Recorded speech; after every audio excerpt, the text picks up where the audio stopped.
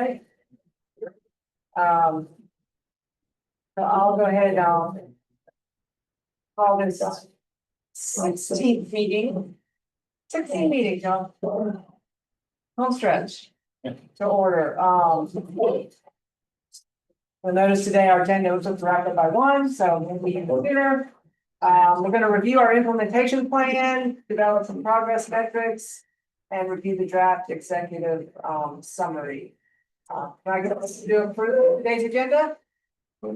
Ken? Second by Dean? All in favor?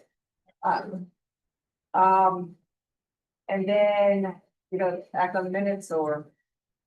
We don't have a form, I guess just wait up. Yeah, like I said, it's approved the agenda, we don't have a forum, but. We'll officially approve the minutes, I guess, at the next meeting. Newsworthy item before we get started. Hey, look, there we are. We had 10 folks on this tour. I liked it. I learned a lot. Any other impressions for the people that attended it? For those that couldn't attend it? Like, Oh, yeah, I'm really glad I went. Terry and Bill. John Joy, I'm just helping. what were your impressions? Well, two, it doesn't appear that the Savannah Riverside will be a huge drawer of water. The foreseeable future will impact Basin. They only have 1 of 3 they had operating. They don't really have facilities to draw a lot of water. It looks like. The other thing was they got a lot of environmental issues out there. Really, one thing impacted me. The River Basin Council is probably that's an issue. Because that is going to tend to flow to the Savannah River. And I know they're doing a lot to put this through everything they're doing. I've been in the military, the government, DOE sites. They're not telling us everything, and I would just say it might be worthy of mentioning. That we did a tour and there was some concerns about potential for contamination, cross contamination down the road. Did someone else get that impression? I didn't get that impression. I think part of what they showed us, I mean, I worked there for 30 years. That's not the impression I got. I think they showed what they had contamination from the 50s and 60s and what they've done to fix it. They're monitoring the movements, not impacting the river. That's the impression I got. It was the exact opposite of what you get. I mean, I'm too close to it, maybe, but I didn't get an impression with regard to water quality impacts, really, maybe because I wasn't really concerned or thinking about that too much. I was more interested in water quantity. I just didn't walk away with much thought or concern or idea about impacts to water I don't quality. think it's even, I think they were open, showed us that there's, I mean, for me, I went there thinking where I would see a lot that, because on Hilton Head, like to this day, we have customers that are concerned about tritium in the water because we're taking Savannah River surface water. And we have a utility on the south end that, I mean, they have board members and customers that pride themselves on the fact that they're not connected to the surface water. And it's because of the tritium. And so I went there thinking, hey, this will be cool. I'll be able to learn and see, go back to the island and say, no. They do so much there that, we shouldn't be concerned about it. It isn't an issue, etc. But leaving there, my takeaway was there is a lot here. They are doing a lot. They showed us a lot of really cool stuff that they're doing. But I couldn't say I left there thinking, hey, that's not an issue at all. Because there's so much legacy of it.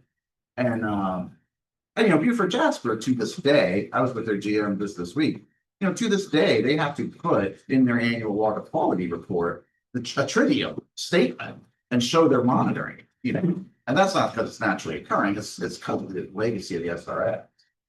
So I know we're talking mostly capacity and the report and everything like that, but we did go there for a reason. It becomes some kind of statement about, yes, that remains a monitoring issue at the least. awareness, I mean. Yeah, Yeah, I mean, definitely, we would want to document that we took the trip, if anyone.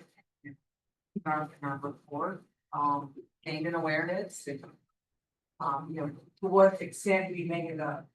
I'm just You know, saying, cause for concern might be, you know. I was involved in 5 Air Logistics Centers and the United States airports, doing a lot of things, so. You know, 40s, 50s, 60s, 70s, they just put everything in the ground. There are issues, same thing with Sacramento, there are issues out there, Bill, and you might as well. 12-year half life. Huh? It's 12-year half life. It's mostly gone. Bill, Just tell we you that. represent the people, you're a specialist and. You know, I would just like the tour and what they showed and, you know, I mean, there is, who knows, I mean, there are a lot of issues out there. I think there is a use, a future use there. They don't have anything on the books now, but it's a 310 square mile area that you can put a small modular reactor on that a commercial. They're not gonna tell us they're gonna do that because it's not on the books, but they have the capacity to crank that water up, whether it's running or not. So that's what I was looking at from quantity standpoint. Put that in the report, that's fine. But I don't know if it belongs in the report, because honestly, when I look at the report, we don't have a problem with quantity, Well, but that, with how they're permitted. but their withdrawal is not in our model, right? Well, so their withdrawal is for the permitted revenue scenario. When we ran that scenario, we assumed they would be pulling out their fully permitted amount, which is a very large amount. Is that all 3 pump houses running at the same time? I think that's what they're perfect for. Whatever they're permitted But they for. can't physically do that though, because They can if they. only one's operational, the other 2 are out of commission. Yeah, well, that's the case with the permitted and registered scenario for a lot of water. They can't physically do it because of infrastructure limitations. But that's why I don't think it's, when I look at the report and the modeling, we don't have a problem with. And we're talking about 2 different kind of aquifers when you say pump house. And No, aquifer- Oh, no, I'm talking about. You're talking about the I'm talking river- about the intake, the the free river river water. intake, yeah, so, yeah. Talk about this. River ones, But they just, call their wells. that's just, I don't think we have to say that there is a problem there. I think we should just see how big their capacity could be. It's, when you look at the scale of the building, that's what I thought was important for us to see, that they have the ability to crank it up, but it's within their permit. They kind of reserve that capacity, right? And the permit, the model shows that it's okay. Right? It was a good for them. All right. I have a question about that. I'm sorry, I'm late, Oh, yeah. and I don't know if it's right or not, but I was confused about the groundwater. The aquifer that they were talking about. Now, no doubt you guys were discussing that, but they kept talking about the Tuscaloosa aquifer. What is that? Yeah, they call it the Tuscaloosa, but I think it's really the Crouch and the Queen Branch is what South Carolina calls it. Yeah, basically the same one. I'm not familiar with. Hey, well, yeah, we were Online, she may know that. Look online, at the. You'll use that. Yes. Sure. Yeah, Yeah. Brooke is on. Brooke, did you hear that comment that the SRS folks referred to the Tuscaloosa aquifer?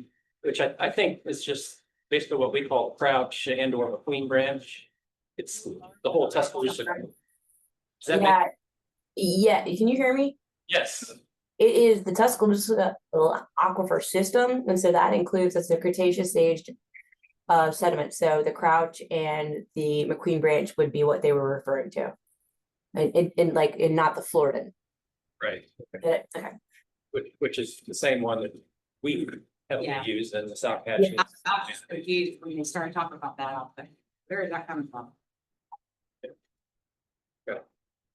All right.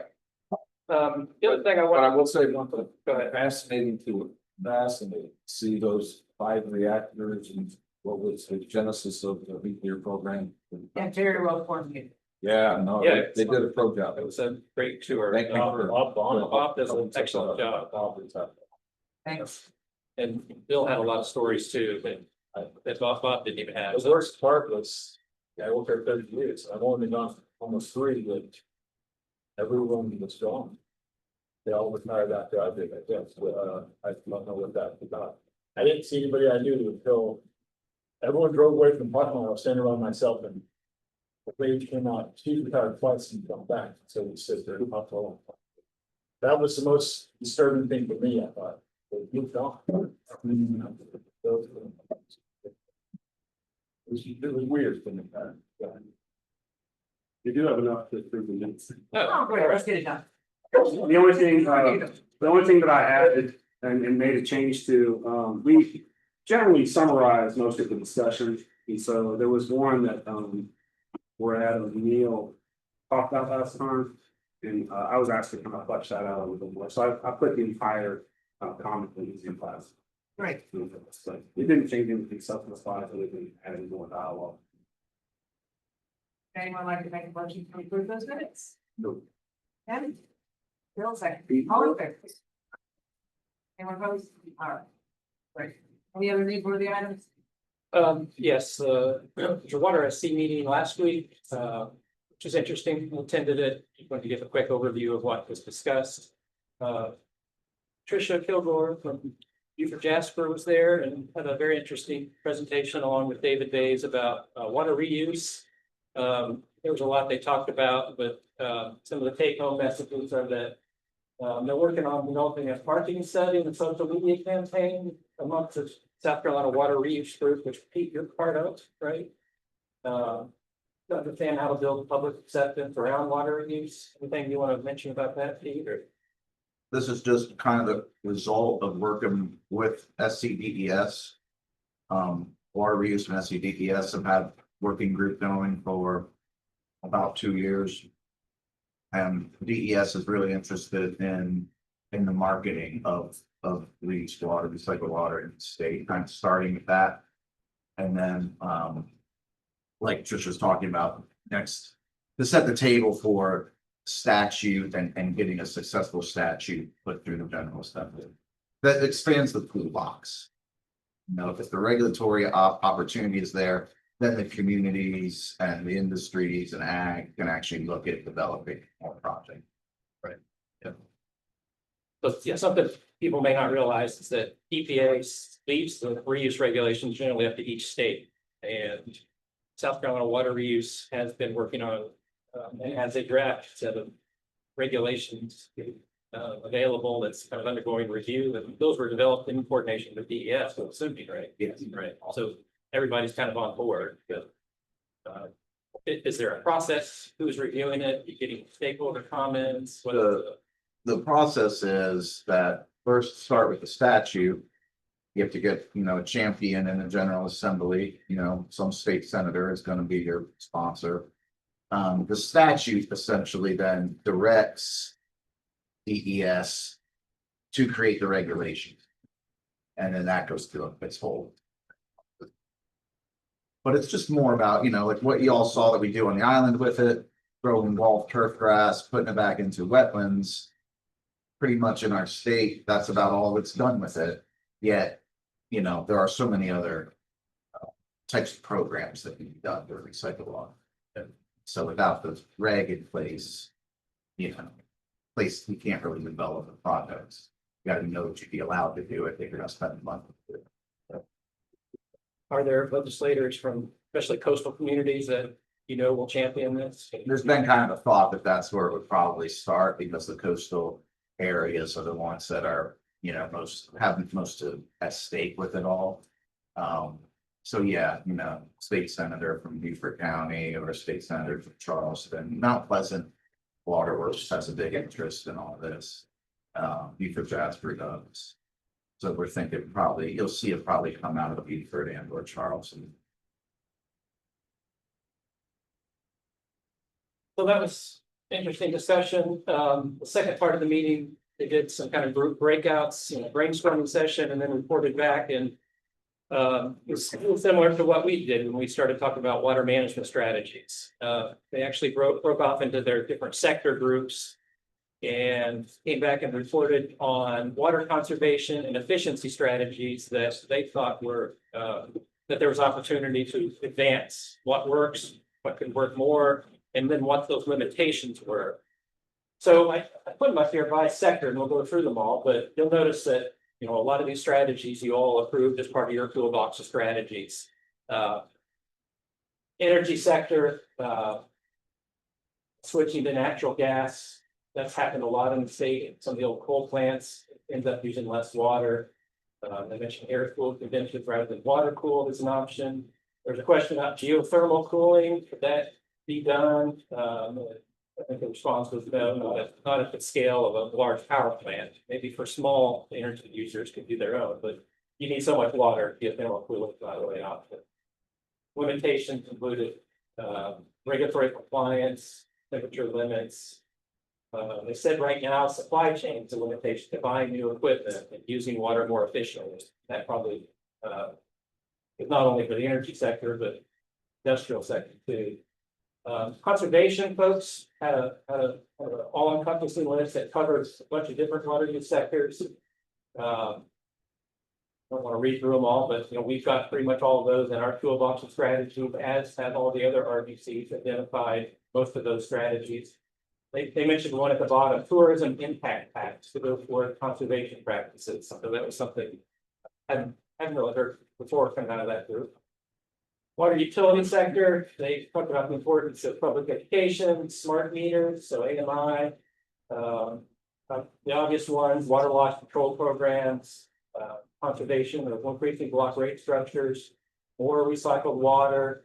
The limitations are getting a return on your investment and some engineering challenges. They talked about, you know, reclaimed water is difficult if you don't have the needed density, if you don't have users nearby. It's hard for rural systems not only to reclaim water, but some of the other strategies as well. Ag and forestry, again, a lot of similarities to ones that we talked about. Soil health, carbon sequestration, but keeping carbon in the soil, be able to keep moisture in the soil is important. Irrigation audits. They talked a lot about, I think we've talked about this, and he brought up the loss of mills in South Carolina, it's limiting conservation of land. But trying to entice new industries, like renewable aviation fuel, renewable diesel, engineered wood products. But the regulatory burden, the mill closures, or limitation. Industry sector, some of the same ideas that the energy sector had, process water recovery and reuse, process optimization, new technologies, similar limitations, economic constraints. The wrap up of the discussion was that there is a need to incentivize and fund these strategies across all different sectors.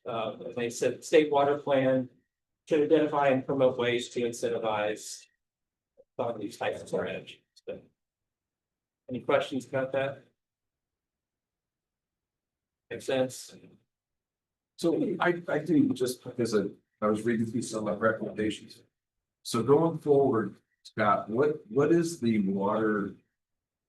What's the official water board in South Carolina that would be like the Health and Water Commission or the Department of Water? We have enough. We have two in California, but what would be the policy board?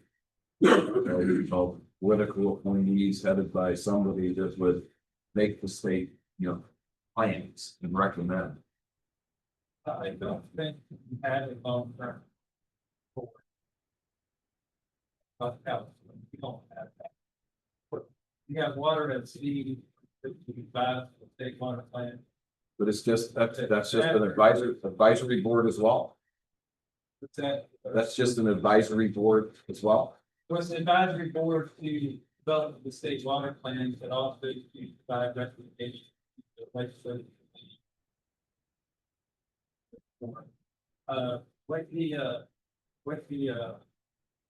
I think it's being determined. It will be sort of a long-term advisory issue. Yeah, I don't know how to, like, I don't know, Joe, you know, who may have for the site. Oh, yes, he is. That.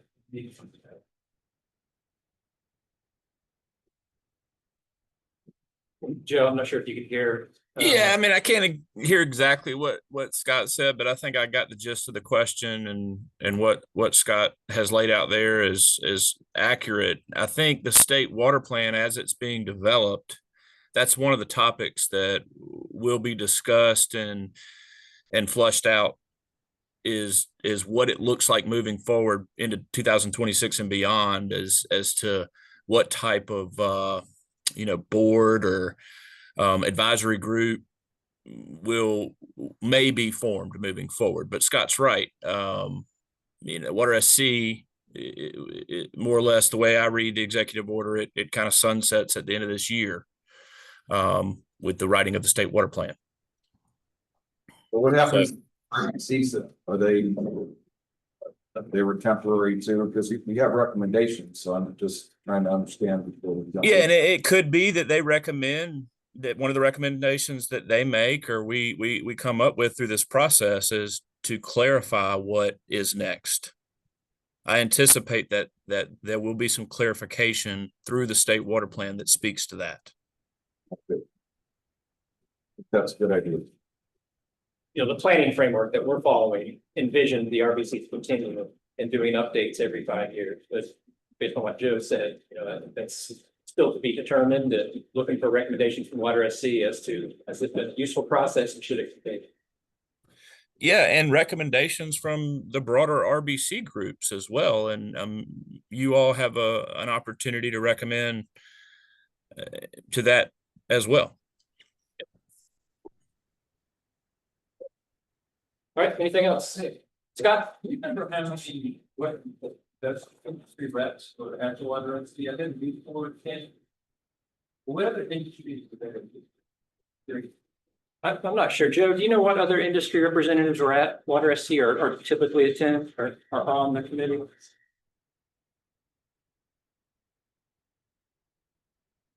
Joe Kuhn, did you hear the question? Yeah, I did. I hear it. I'm just trying to kind of pull up that information is available on our website as far as what the working group consists of. So it basically that those sector groups that you spoke to, there's representatives from each of those sector groups. And I see Leanne is included that link on the chat. So, I mean, but by and large, those are very similar to the RBCs, how the framework laid out the interest groups in the RBC process as well. So I would say they're similar. Yeah, I mean, industry, a lot of different things, but I think we both trying to do how many people do that, that's all. I think it's a good representation. Okay. All right, let's move on. Public and agency comment. Any members of the public, online or agency folks? You want to introduce your new face there, Scott? This is Patrick Smith. Background mainly using the support work for the groundwater monitoring. That works with a lot of field work down in the data, process data. But I advise her to come to some council meetings about planning. Great to have you, Scott. Okay, let's do a quick review of what we talked about at the April meeting. We were wrapping up our recommendations and then we worked on our implementation plan, but just a quick review of a couple of recommendations that we approved that made their way into Chapter 9, which were we heard local government land managers coordinate for reduced sediment loading and recommend that legislature approve and adopt a water plan and subsequent updates. Then we discussed a number of primarily policy recommendations that we didn't reach consensus on and decided not to move forward with. Those are listed there. So since then, I've sent out a complete draft of Chapter 9. Includes all the recommendations that we've approved by consensus, and it has some narrative following each recommendation. What I'm looking for from each one of you all is primarily to review the narrative behind each recommendation and make sure we've kind of captured the discussion and what we thought was important and why we've made that recommendation. There's still a little window of opportunity if we want to include any additional recommendations.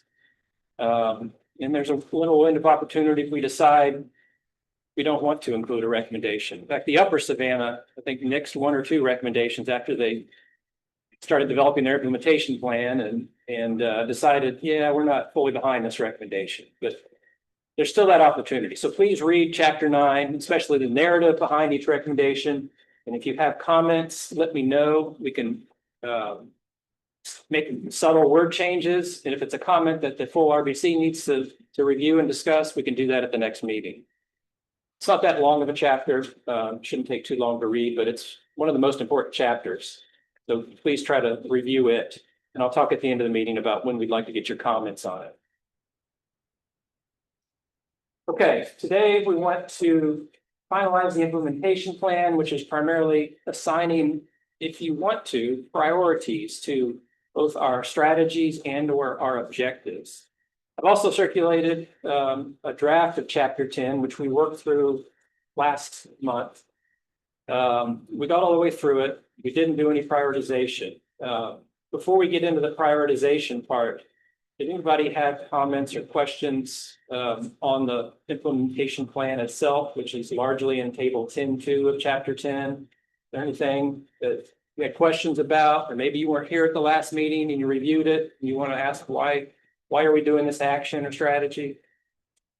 If not, we'll get into prioritization, and as part of the prioritization, we're going to review each one of our overall strategies and see if we can prioritize them. No, okay. So if you remember, all of our strategies are kind of organized into 7 different objectives. Most of the RBCs have prioritized these objectives, and they've done it in a couple different ways. I think 1 or 2 of the RBCs assigned a number to them, 1 through 7. Said number 1 is our highest priority, 7 is our lowest. More commonly, they said, yeah, that's getting too granular. Let's just give it a high or medium or low priority.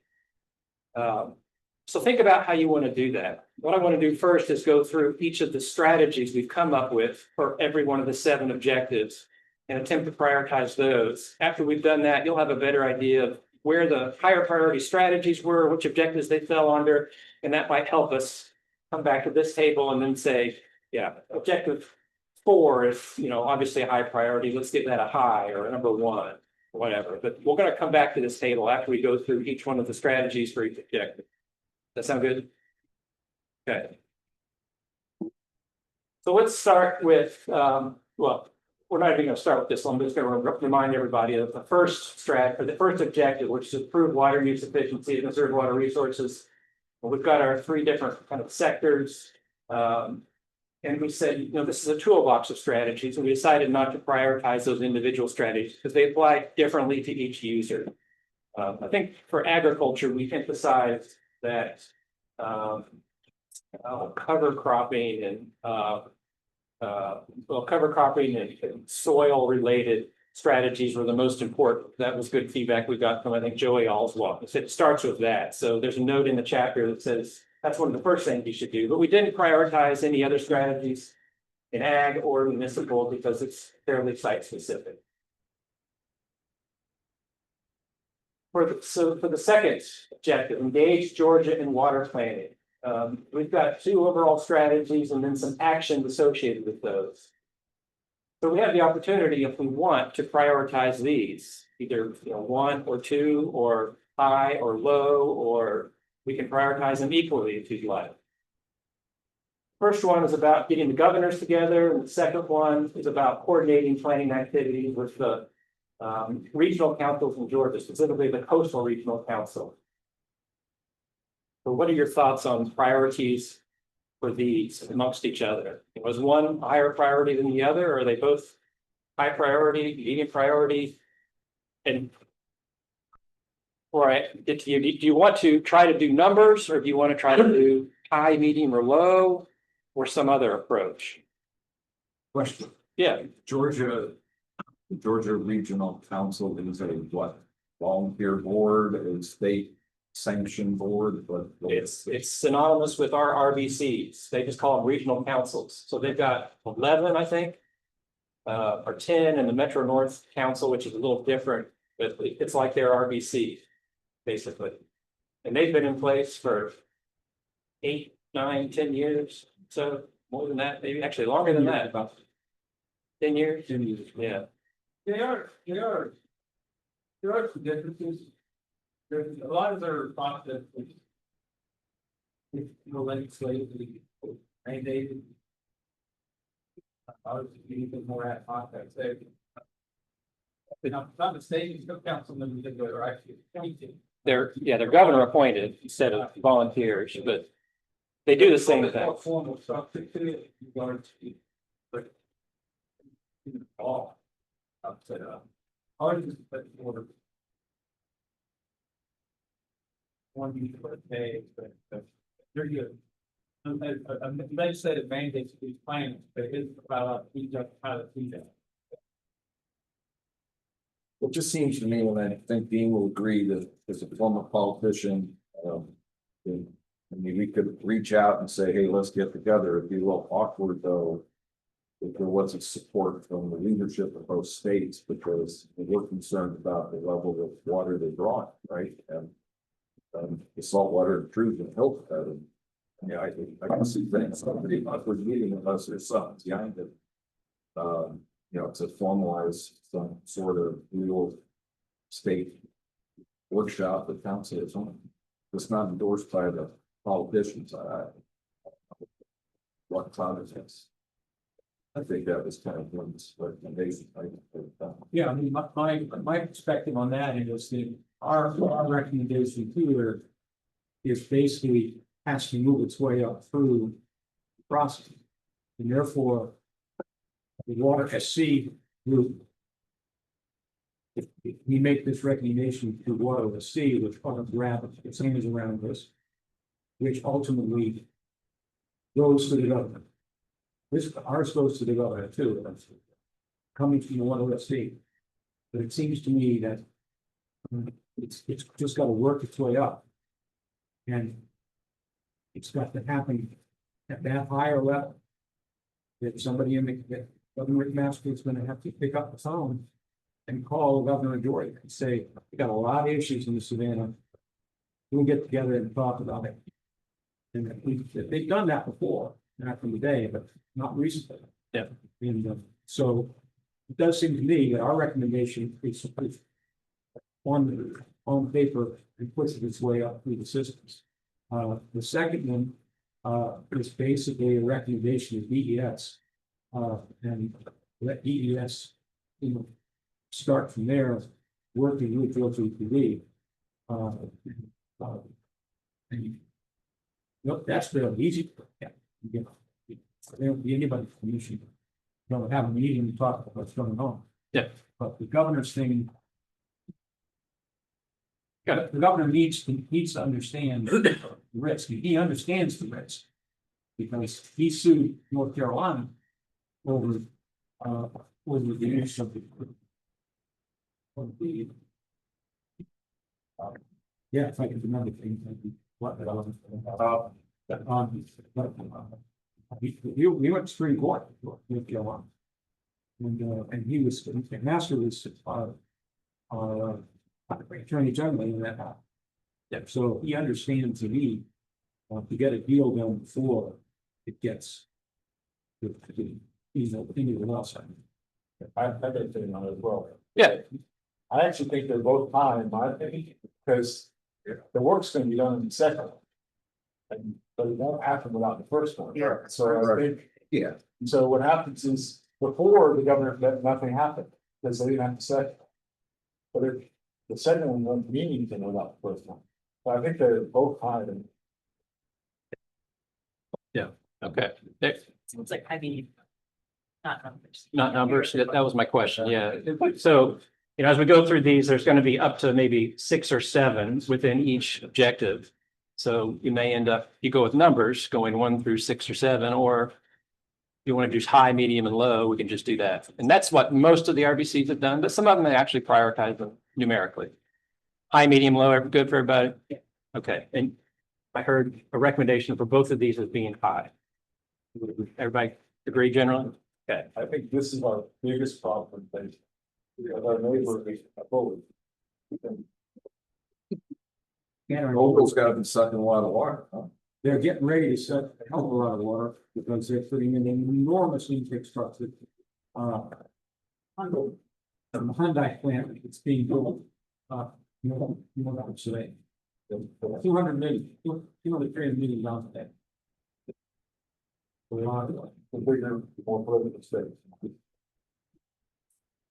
Okay, the third objective was communicate, coordinate, promote findings and recommendations from the River Basin Plan.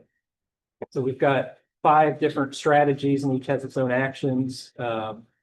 First one was suggesting the legislator continue to fund water planning activities, including RBC-based planning, establishing a grant program, RBC members, you all communicating with your legislators to promote the process. DES designating staff to support ongoing RBC activities, and then encouraging Water SC to consider your recommendations. Any of those stand out higher than others? Me, the first one, the last 2. How we're gonna do it. A, D, and E, yeah.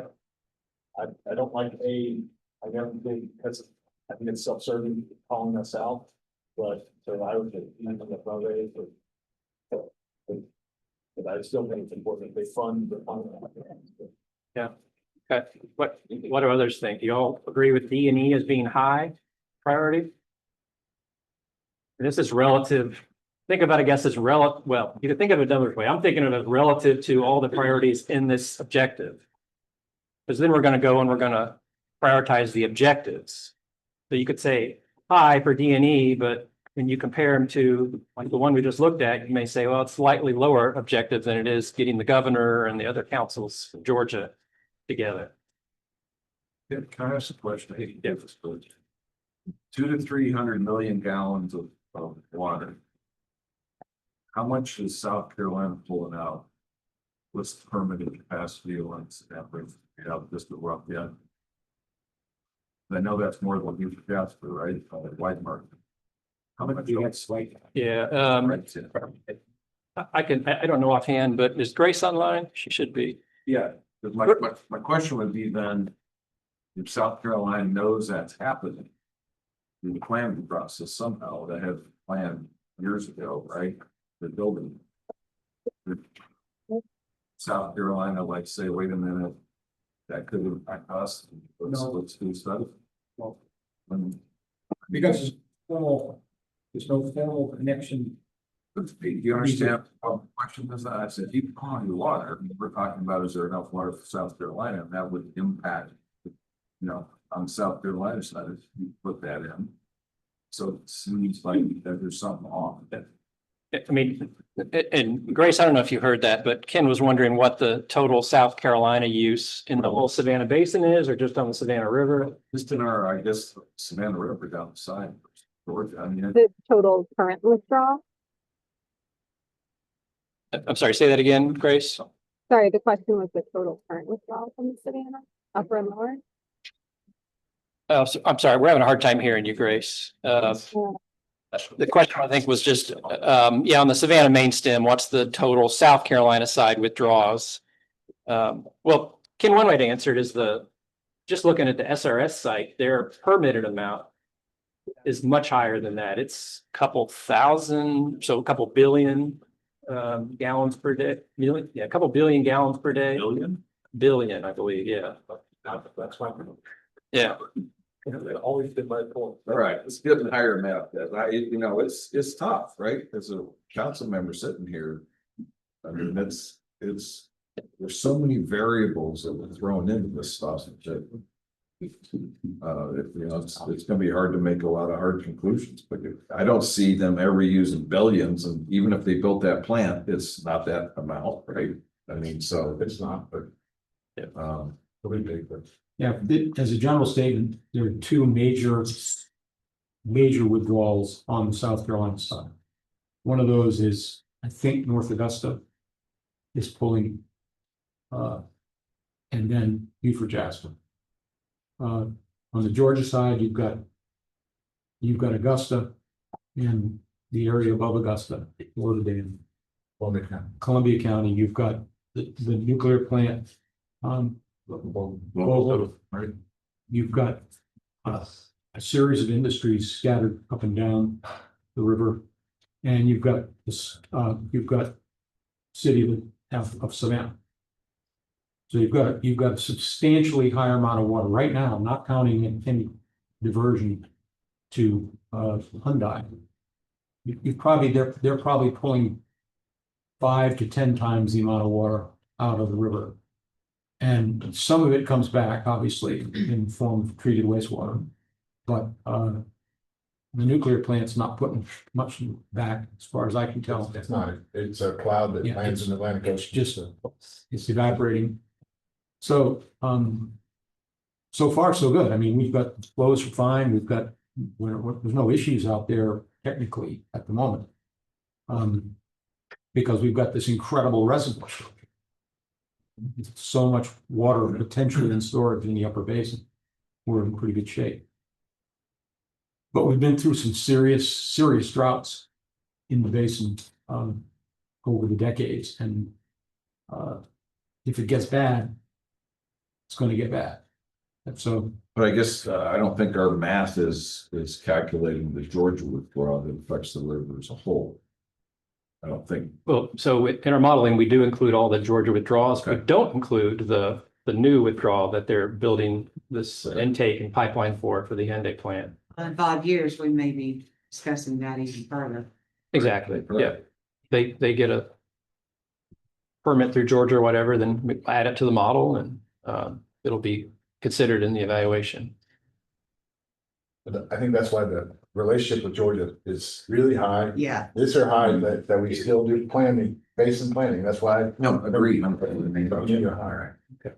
So Bill suggested D and E might be high. What do others think? A What- is high. too. And agree with AD&E. A, D and E is being high. Five Yeah. up there. Yeah. So, Yeah. did we decide, are we doing high, medium, low, or are we Yes. doing numbers? I think so. High, medium, low, Yeah. okay.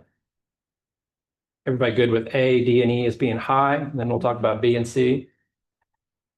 The only thing about E is that encouraging, it's not a real action oriented. There's an action associated with this strategy. I'm not showing it here and I can tell you what it is. that's about all we can do. Yeah, that's really about all we do. We can't tell them. You can't tell. People don't know. That's a really good point. Yeah. Our actions are to develop communication plans for coordination and the. Okay. Yeah, exactly. Develop communication plan, coordinate with Water SC, Water SC considers our recommendation. right? Okay, all right. So Okay, it says from grades, total current surface water withdrawals for upper and lower Savannah are about 2,900 MGD with thermoelectric, 134 MGD without thermo. 134 million gallons a day. Without thermoelectric generation. So no, you said 2,900 MGD, so it's 2 billion that's upper and lower. MGD. Yeah.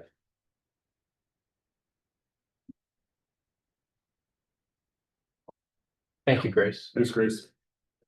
Okay, what about B and C? Grant program to implement basically water management strategies for whatever sector, all sectors, and then communicate with your legislative delegations.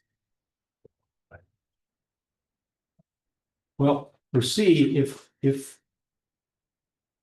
we're interested in having anything that happens in the state is going to have to come through the legislature. So if there are changes with things that need to be done, the delegations are going to have to understand what they are, and they're going to have to understand why they're important, and they're going to have to be willing to support them. So I think that's I'm going to call that a meeting. But I don't even know how you do that. I That's the mean, problem. I'm a member. Do I call somebody and say, hey, can I get on your calendar and I'm gonna bring this report in? I mean, That's what I I mean, do. the California Water Commission, you would go lobby the federal government. We would Well, formalize the it would trip. be Water SC would recommend to the legislatures and, I mean, somebody would take it to whoever's committee is there a committee in that we would take it to our pleasure to put something forth? One in the House and one in the Senate. Yeah, whatever committee it is in the House or the Senate and.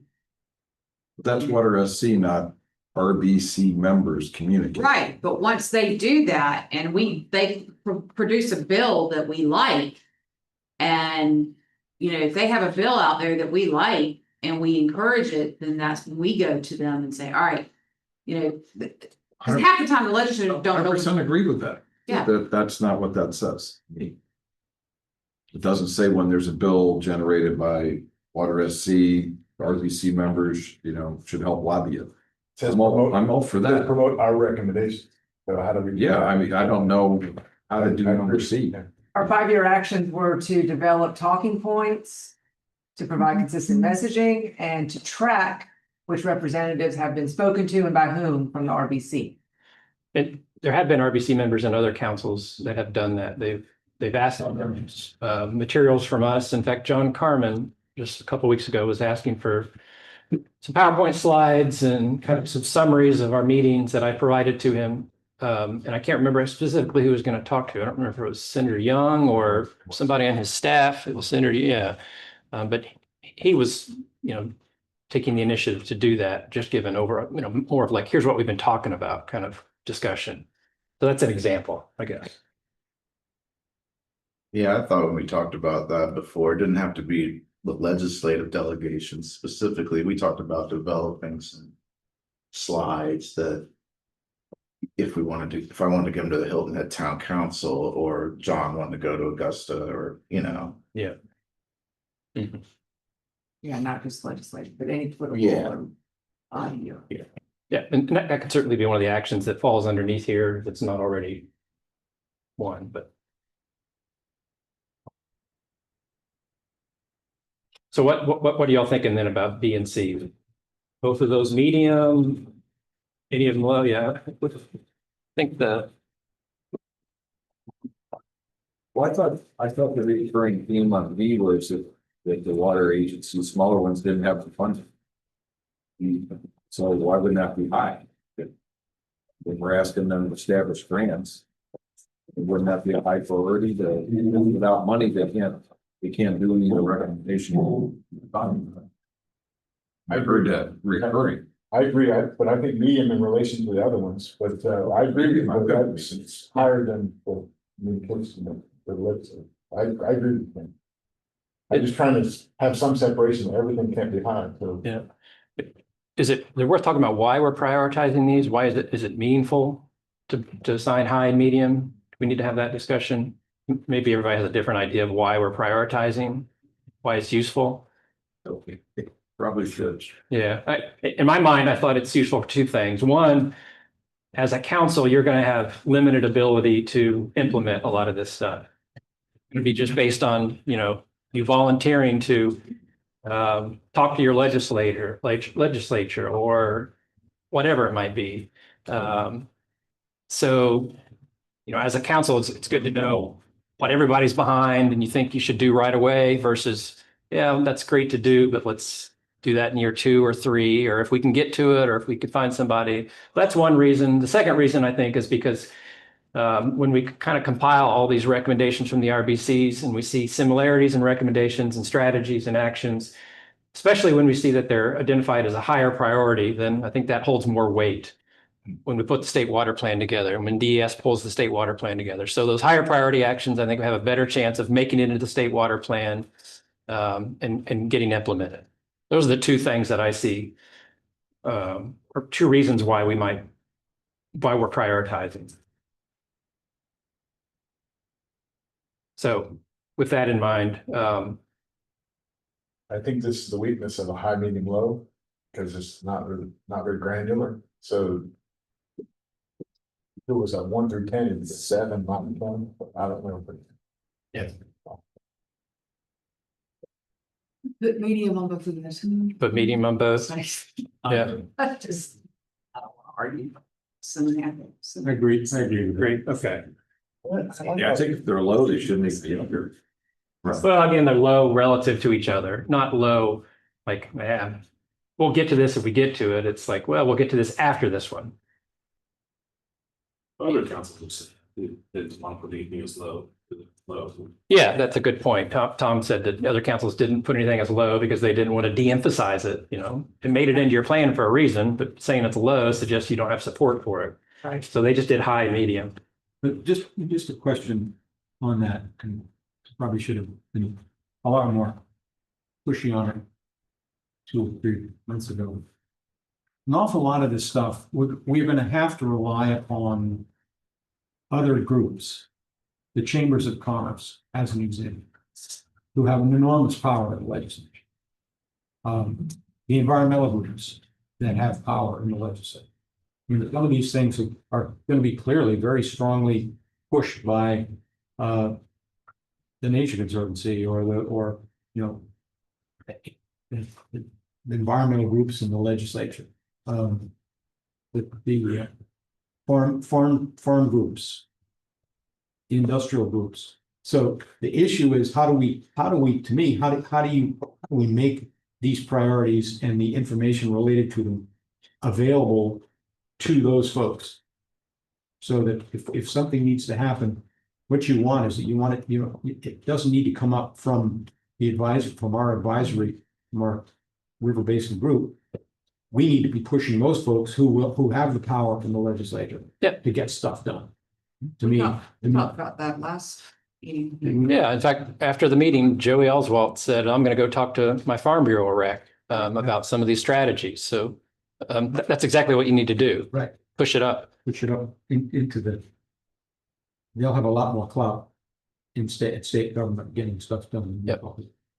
Okay. Okay, everyone comfortable with 2 mediums, 3 highs here? Good. Yep. Okay, let's move on to the 4th one.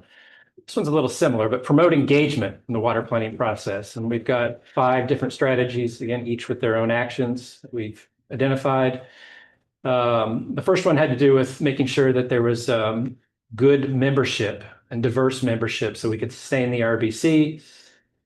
Second one had to do with a statewide meeting of all RBCs and state agencies involved. Third one was increase engagement with the DOE for the SRS site, or the SRS and the U.S. Army Corps Planning Division.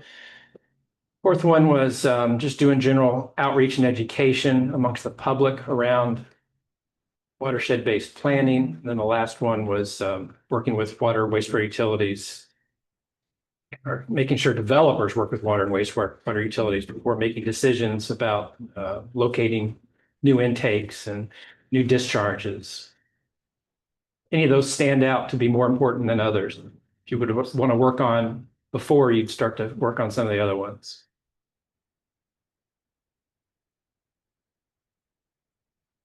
E to me was I thought we talked about this, that's so. All of that is covered in all these other permitting activities that go on around development. I was always confused as to why we. I think John was saying that wastewater and supply were so different that in Aiken, the city supplied the water and the county did the wastewater. And the city had a plan and they had already reached capacity on the county. So he's talking about this coordination between different entities that if you can't increase your water use if you don't have the wastewater capacity. And vice versa, or you can do it vice versa. But I think that's what he's talking about. He said they should. Yeah. That was the example, John. Okay, there's more specificity than what's written there, but. That's what John. Yeah. Did, so I think he. Yeah. Yeah. It was a chicken processing plant, I Yeah, think. example. Yeah. You're suggesting though, that's kind of a lower priority because it pretty much happens. Yeah. It does in a lot of places. It's just kind of site specific. In Right. Places. Okay. I like to start at the top. What's a higher priority? What's the highest priority of these 5? I think the statewide meeting to me is one of the higher priorities for this, in this group. Just because I think without that getting together of the RBCs and really understanding what's happening throughout the state, we're kind of isolated in a way. And I think that would help us all to understand and know what's happening, not only for us to understand what everybody else, but everybody else to understand what's happening for us too, within our group too. So that when we do go to the state, we go to the legislature, if we have a stronger, more encompassing hold on them and make them understand it's not just the lower Savannah-Salkehatchie region, it's all of these regions that are struggling with all these different issues. So I think that that to me is very important for us with some of these other priorities and these other things that are happening, that we need to continue working together. I mean, we all know our little world is down here, but to understand everybody else, to at least have a glimpse of understanding what everybody else is having to deal with, and then putting it all together so that I just. I kind of think before you get there, the representation from each industry needs to be met before. Because it's very important what you're saying, but we all have to be represented here before we can. Yeah. Be represented as a body, Yeah. And I think it's important because how many people were appointed to this committee when we started this? In other words, how many people were on this committee? And here we are, in meeting 15, and the people around the state, this room, are the ones that have been coming. And there's a huge number of people out there that were included in the process that faded away. Well, I'd say We still have someone on. 2/3, right? I mean, this room was big the first meeting. It was all the way around to you. So, to me, number one is important. That the pressure, that Yeah. there's a constant process to update these appointments to meetings, to the group. They're just tended to these kind of things. You've got to keep tending to these types of groups and to keep them going and keep them working and protecting. And I think that goes with pulling that statewide meeting together. So I think those two things are high. Both are high. Okay. I think deep right there with him a little bit, because I can tell you, I have to explain to people what I'm doing. Oh, yeah. And so they're like, they don't even know what it is. And if you want another recreational user on the lower Savannah River, there's only like 7 of them. And so it's not a destination.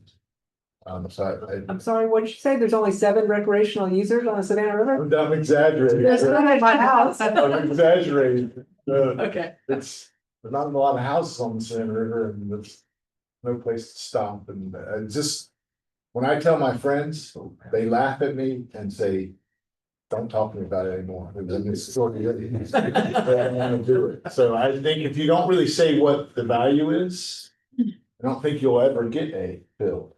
At least you won't get I don't think on the lower Savannah. Ediso has a recreational use. Yeah. There are others. Savannah, I can go on it and not see a soul most of the time. So Particularly compared to the opposite. Upper Savannah, I go sailing up there and I go watch that golf boats, but it's a different. Lower Savannah, I think you'll have a hard time filling my seat when my turn's over, because we're not communicating what we're doing in the value of it. I don't think everyone that could come. So if we did A, B, and D is high, everybody comfortable with that? Maybe the other 2 are lower, like medium? Does that work?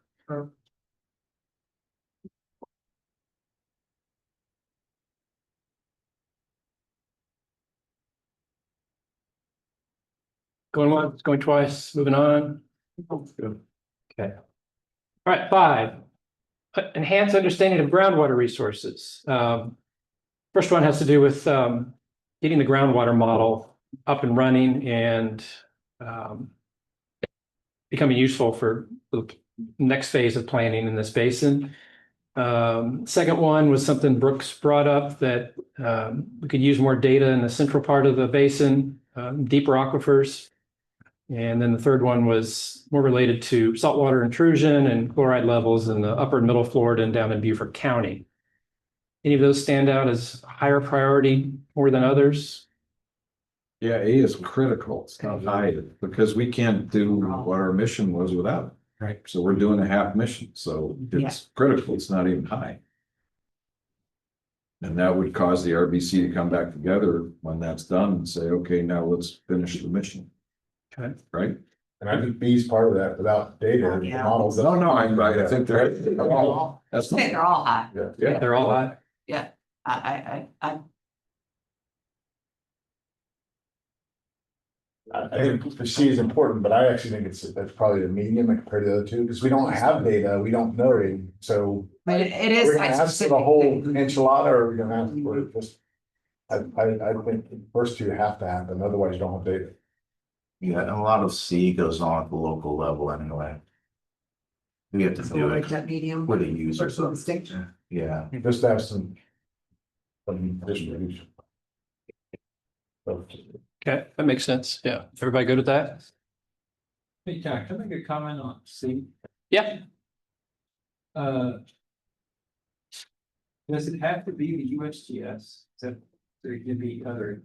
That's what my hang up is. Yeah, I mean, certainly USGS is a potential contract for that type of work, but. You know, it could be privately contracted or some other entity that.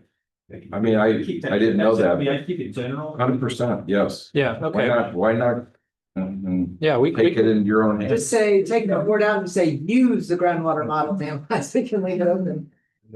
Well, maybe we have to say either go through them or private contractor, whichever quicker. use a groundwater model. That way you have to create it. No, not C. Are we talking about, who's talking about? Yeah, A? he's talking about changing. A. Well, We're talking about C? so they're already working on it. There's already budget for it. Oh, there is? Yeah, Oh, okay. yeah. Oh, So, okay. but this is a little different. In fact, I've talked about the fact that if you want to Right. do like saltwater intrusion modeling, the mod flow Sure. model is not necessarily the model you use, but yeah, okay. Okay, so we'll on table 10.2, we'll make it not just USGS for that one. We'll do what I've done here, say USGS or others, just to make it broader. Hopefully Grace caught that and you'll remind me, Grace, when we finalize this chapter. Okay, everybody good with 2 highs and a medium for 5? Says got it. Good. Okay, 6, improve technical understanding of water resource management issues. This is one where we've got 6 different strategies and then a whole number of actions behind those. Stream flow gauges, so support and maintain, and I don't know if y'all have been following kind of just recent changes in federal support from the USGS, but there is some concern that because of loss of staff resources with the USGS, taking retirements and other things, that may be difficult for some of the states to maintain the stream flow gauges. Scott, you were saying it's like 16,000 a year per gauge for maintenance For stage discharge. for stage discharge. Yeah. Just some background on that one. The second one was doing future modeling to look at uncertainties. Third one has to do with water quality.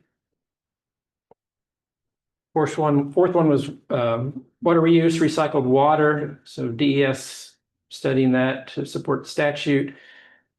And then the one that Hope Mazzell talked about, a mesoscale network, which nearly all the states have. South Carolina doesn't have, but that's just to get more weather and climate information. And then the last one was the sediment related one, working with local governments to reduce sediment. So what stands out to you as a higher priority for those 6? I think A is a high priority. A and E, data. A and E? A and E. But I also think C is important. Because so much of what happens is you have to when you're making judgments about permitting new withdrawals, it seems to me you need to be able to evaluate. It should be part of the process of evaluating the water quality impact of that withdrawal. So if you pull 10 million gallons a day out of at point X someplace, what does that mean in terms of the water quality? What does it mean in terms of I think the two are completely related. You're rewriting the regs now. No, all I can say is. Yeah. He's still right. What others think? Do y'all think C should have a high priority? Yeah, every RBC so far has said as part of future planning, they wanted to look at water quality. There's been some debate about whether they should or not, but there's been a push that that's something they'd like to tackle. Hasn't been necessarily a lot of consensus on how to do that or what to look at specifically with regard to water quality. That's just. I like A, C, D, and E as high, B and F as medium.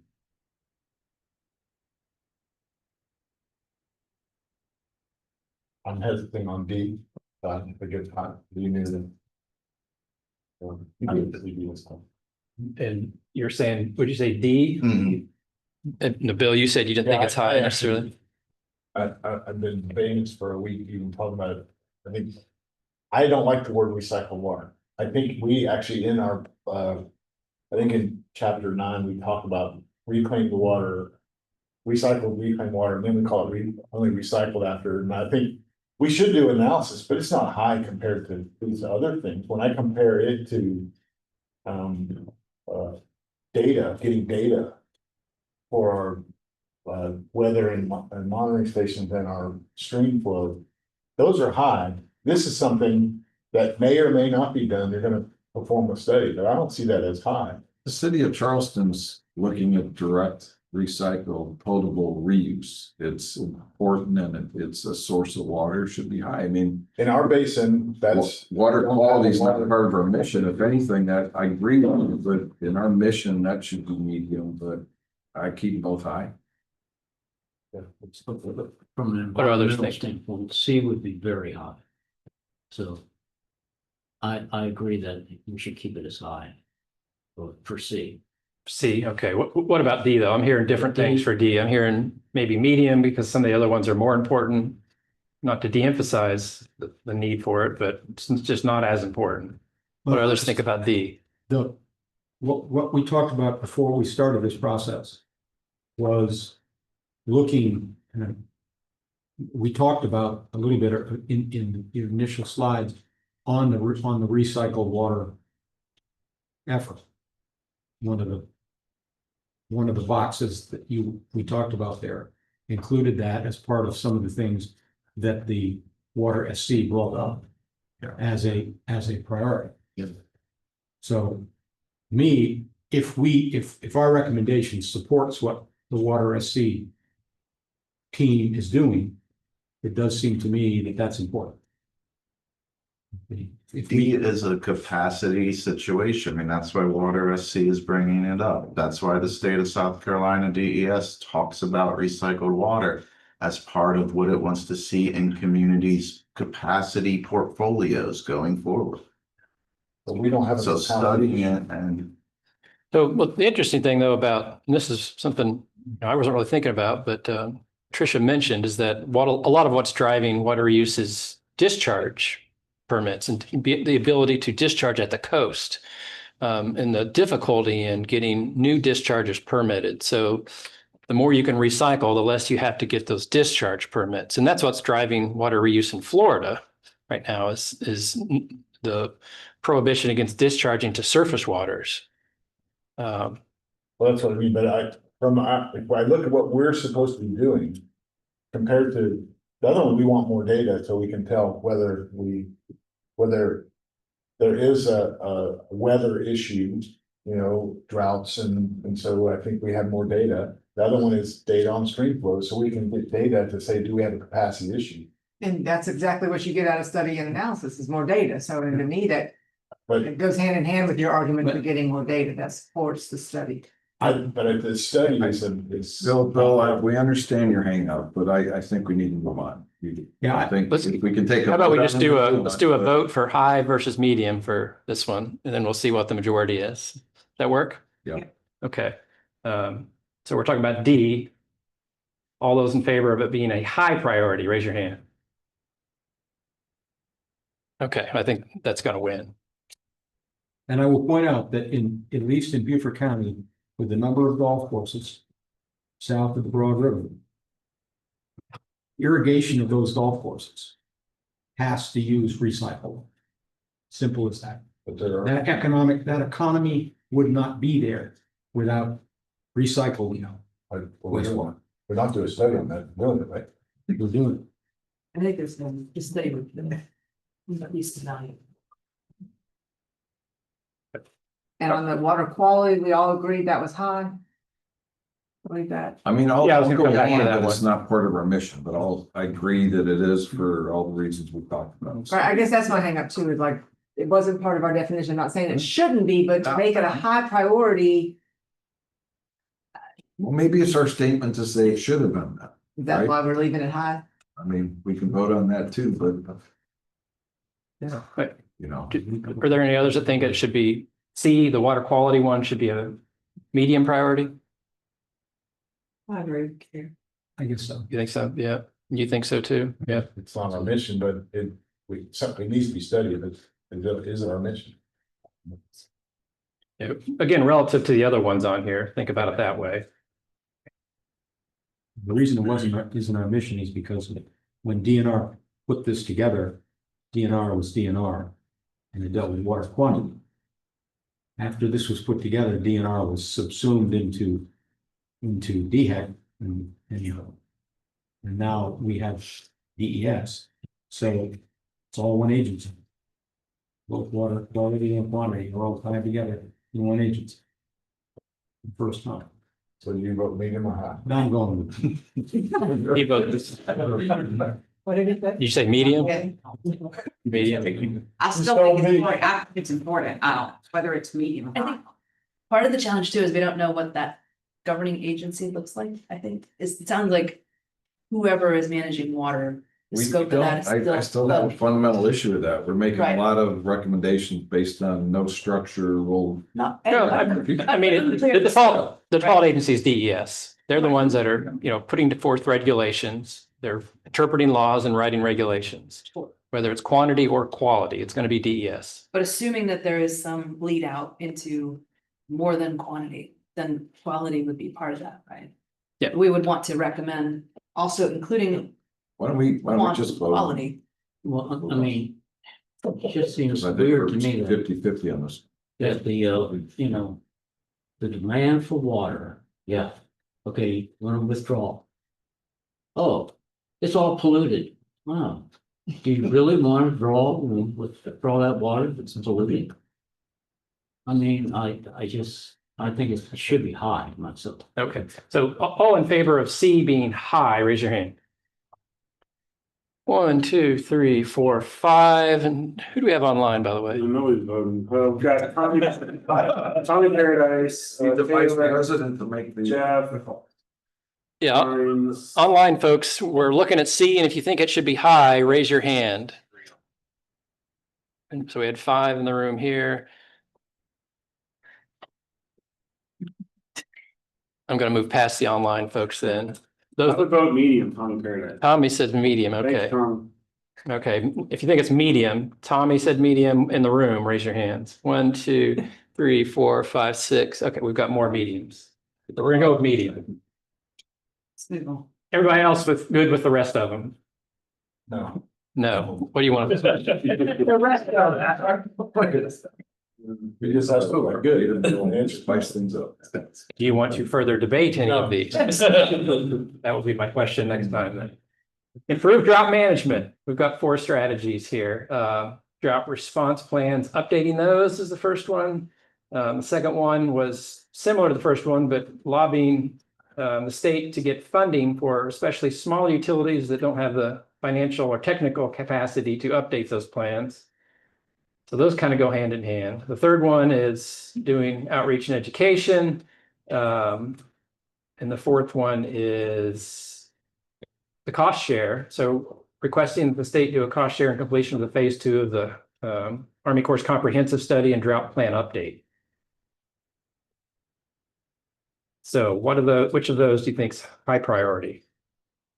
Can you remind me the D, is that the Army Corps didn't finish it? Yeah, so D, in the upper Savannah, RBC talked about this a lot more because it affects the management of the lakes a little more, but it does affect how much is released from Thurman. But they worked on the phase 2 comprehensive study, which includes the drought contingency plan for a number of years. In the early 2020s, I think Scott left, but they ran out of money. Georgia kicked in money, South Carolina kicked in money, Nature Conservancy kicked in money, I think, and Army Corps kicked in money. They had been evaluating some alternatives, and there was an alternative that was fairly promising that would have slightly changed a number of things with regard to the drought plan, but one of them was the seasonal release of flows from Thurman. And it made a lot of technical sense, but they kind of ran out of money and they said, okay, we're just going to stop here. And if we get more money later, we'll pick it up and finish that. That's my basic understanding of what it was. But they need money from Georgia, South Carolina, and other partners to be able to pick that up and finish it. Is that generally accurate, Dean? I think so, yes. Okay.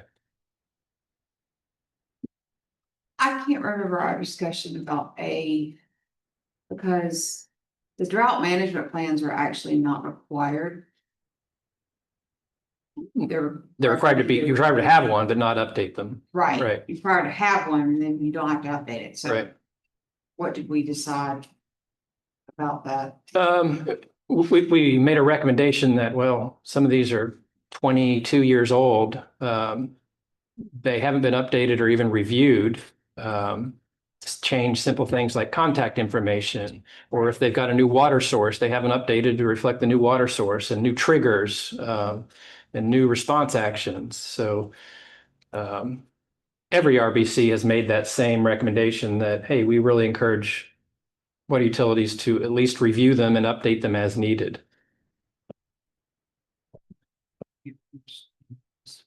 I'd see A and B is high here and C and D is medium. That was my.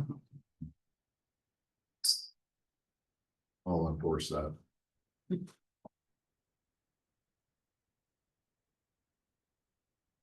Pete's suggestion, and I heard Carrie and Ken say they agreed. High, high, medium, medium. What do others think? Thumbs up? Okay. And online folks, please chime in. I don't want to rule you guys out of the discussion if you have anything to add. Okay, well, that's what I wanted to accomplish with prioritizing these strategies. Before we do a break, let's then double back and look at our objectives. So having gone through those strategies of each of the 7 objectives, do you want to similarly prioritize these as high, medium, low? Do you want to try to do a number on these? Put them in order? Do you want to? Does this go into some, because I read where we have these recommendations, is this go in some summary table? Yeah, this goes in the first table in chapter 10, Okay. which presents the objectives. And then we get into table 10.2, which is going to include the priorities we just had for each one of the strategies that have their own actions. So it's the first page of table 10. I think if we use high, medium, low in the implementation, we probably should be consistent in these, like here. My initial thought. It's one way to think of it. Yeah. Yeah. I agree with you, but I started thinking about one that had 4 highs and it ends up being a medium here because we're comparing relative. Is it there's a high and medium, and it's my brain does the math of it and just has a brain anyway. We don't have anything low. Well, So, Well, nobody does on purpose. right, so it's. Do you I really can tell need to do you it? what I think the most important one is, in my opinion, the Georgia interface, because I think they're taking most of the water from this basin, so I think I think it's very high. I think some of the councils too did like, maybe there were 6 objectives and they did 1, 2, 2, 2, 3, and 4, they ranked some of them the same. I mean, you could do the same thing with high, medium, and low, I guess. You could do. Yeah, okay. So, don't feel like you're constrained by high, medium, or low, or 1 through 7. You can come up with your own type of prioritization if you want, but I don't want to overly complicate it. I think the point is to say, what do you think is most important from an overall objective standpoint? What had the most important strategies within it? Number 5, we have no understanding, so we're limited, so that is certainly important, I would think, I agree. because we can't do our model. You know, it's funny, when I was at the listening session, I brought that up to whoever I met there about the need for more understanding. It was someone from the state. Who was it, Scott, that was there? There were multiple. Yeah. Anyways, he's like, oh, what are you talking about? We've been doing modeling this area for forever. We've got what we need. This was someone with DES. He was the assistant bureau chief. I believe Rob. Rob, yeah. Tried not to get an argument with him. I was like, well, no, we're lacking this model and. I agree. I think 5 is really important. So there's a perspective that up there at the upper part of the DES that we've got all the modeling we need. I guess it's the regional model that we don't have. We have the coastal plain model, true, but for our specific areas. Found that interesting. So I'm hearing 2 and 5 are both high relative to the other ones. Everybody agree with that? Yeah, I think 6 is also pretty high. Yeah, me agree. I agree. 6 is high, yeah. 6 is kind of hard because there's a lot within 6, a lot of different technical studies that we're recommending. Some of them are high, some of them aren't, but. And 3 is, I mean, 3 is Put a like, high, medium, we've done all this work, we want. or medium high, whatever you want to call it. Sorry, Carrie, what were you saying? Well, isn't 3 like us saying, hey, we want you to adopt this plan, we want you to consider our recommendations? Isn't 3 kind of just self-evident? It doesn't need to be here. Well, That's, That goes to the whole, the usage of this plan once it's done. right. it's not up to us. Yeah, It's yeah, not I mean, up to 3, a lot of these are fair, and the actions behind these strategies are kind of easy to do. It's the kind of lobbying and, outreach and talking to people. It doesn't cost a lot of money. It's just trying to influence people. Right. So because that one's easy to work on, just if you're willing to go try to The influence. reason we're prioritizing this is because, let's face it, we're not gonna be able to do everything. We want to know where we're gonna, Right, yes. yeah. Whereas like 5, that's gonna cost some money, right? Like to go put some new wells in, that's expensive. Yeah, you either have that money or you don't. Whereas you can still do stuff under 3 because it's just lobbying and advocacy. But, so were you suggesting 3 should also be high, Carrie? I don't know. I mean, I feel like it does go without saying, but the fact that we had to put it in there, I agree, because yeah. Because like we the whole wanted- plan overall, I get what he's saying, like, that's what we're doing, but Yeah. like, I mean, that should be No, our I- mission doesn't matter. also. 3 and 4 is so similar. Yeah, they are pretty So similar. why do we have to prioritize it Yeah. here if we've already prioritized within the detailed plan? Is it Yeah, I agree with that. Why aren't? this, You- this Those are- I price? think if you average each of the individual ones, they all average high. So then these would all average high too.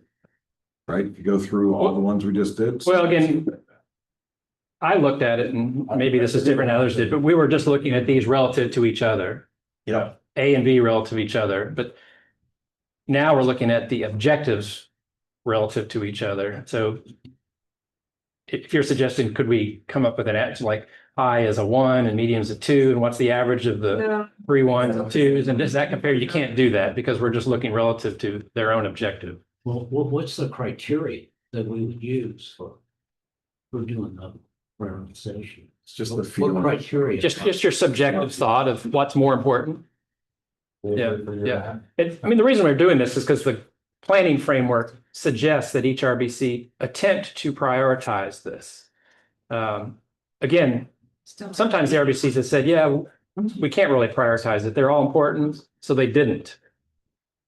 So if you don't want to prioritize them, we don't have to, but, It's okay. I'm fine with those being high. I don't know whether 3 is high or medium and the rest are medium. Are we gonna put a low on any of them?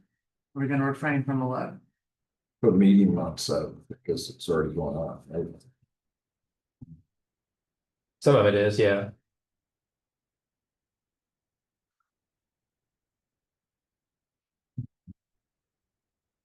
I would think 4 would be high. That's kind of over here. No engagement in water planning process, right? Want people to engage. Yeah. Hey, John, Grace added a little bit from the Georgia side on the earlier conversation, since we're still kind of prioritizing, probably put it in here really quick. Sure. If the Georgia verse, oh, wait, I just pulled Georgia numbers from our draft plans, and Georgia's surface water withdrawal is 171 MGD from the lower Savannah and 22 MGD from the upper, so 193 MGD total for comparison. Okay. Consumptive. Or consumptive is 79. So we were 134 without thermo, and they are at 193 So higher. higher. Okay. Okay. Well, what about number 1? I don't know. You can responsibly say that that's not a high priority. Yeah, well, yeah, you read the planning framework, it says, the whole point of this planning is to impart a ethic of water conservation. To say it's a lower priority than some of the other ones would be kind of flying in the face of the whole planning process. Yeah, I would agree with that. Can we make a motion? Yeah. Now we've got all eyes. Yeah, which, I mean, you may just decide that, yeah, that there's important strategies and actions within each one of these 7. We don't want to prioritize the objectives. That may be your response. If that's it, that's fine. I second that motion. Second, okay. So No, just do what he said. So no priority. Yeah. Just focus more on the strategies within each objective. Justification, great, okay. We checked the box. That's what, that was the goal, right? Right. Tempted. Yeah. No way. Okay. I'm good with that. All right. We'll take a break. Is Scott, is lunch here already? All right, maybe let's just do lunch instead of taking a break and then redoing it. So we'll break for lunch and we'll start up again at 11:50 if you're online, about 20 minutes. And we should be able to get through our next item pretty quickly, so we may be done by 12:30.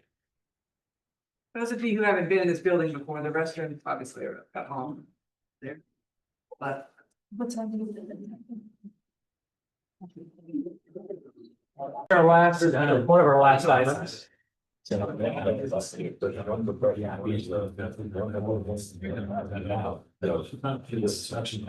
ready? Yes. Okay, last order of business is last part of chapter 10, and it's developing progress metrics. The planning framework requires each RBC to develop progress metrics.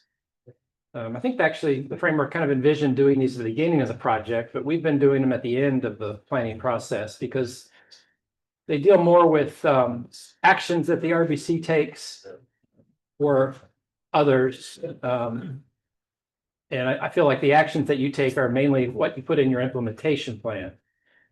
So the definition in the planning framework is benchmarks or benchmark used to monitor the success or failure of an action taken by an RBC. So that's generally what a progress metric is. We're going to use it basically in the future to figure out, are we doing as much as we can with regard to our implementation plan? So we put together some suggestions for progress metrics, and y'all are welcome to say, yeah, we don't like that. Let's make it less specific. Let's make it more specific, or let's keep it how it is, or let's just get rid of it altogether. But for each one of the objectives, we've identified a few metrics, and there's not metrics associated with every action and strategy, but some of the ones that we thought were either more important or where we could more easily develop a metric around. And again, you may decide that these need to be more specific, or you may decide that these just need to be more general. Again, the point of these, though, was kind of to track progress. And look, a year from now, 2 years from now, 3 years from now, have you made much progress in your implementation plan and the actions and strategies that you identified? So for the first objective, improve water use efficiency to conserve water resources.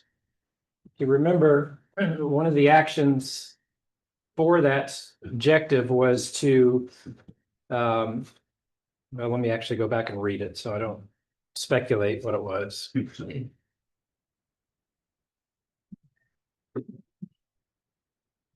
One of them was to review and analyze water usage to improve the understanding of water savings and strategy. That's industrial. Let's look at the municipal one. It was encourage water utilities to conduct water loss leak detection programs using the AWWA method. It was survey practices that were implemented and funding issues and funding sources utilized, identifying funding opportunities, work with water utilities, determine how water is being used and understand where water conservation measures may have more impact. Those are some of the actions we focused on municipal conservation. So one of the metrics is, or a suggested metric is to establish a baseline water loss leak detection measure and see if there's improvement over 5 years in subsequent surveys. So we're recommending that municipalities or water utilities do that. And for the most part, they generally do that every year, at least the larger ones. Carrie, I can't remember. Do you do that every year? We do, we don't always have all the data we need to, for the water loss, or we don't always capture all of our usage. Pete, you do that every year generally? We do it throughout the year. We call it non-revenue water. Yeah. And same thing with you all, yeah. And well, the metric here is asking utilities, and I guess you're probably already doing this, figure out what's your baseline or just basically track, do you have improvement over year to year? John, a question. Yeah. Why would that be a better metric than simply gallons per person per day? Well, this one's specifically focused on water loss leak detection. The gallons per person per day would be more encompassing because it would incorporate non-revenue water loss. It could also incorporate, are you implementing other strategies that lower your demand? Are you convincing people to conserve? Exactly. Is your pricing support actually?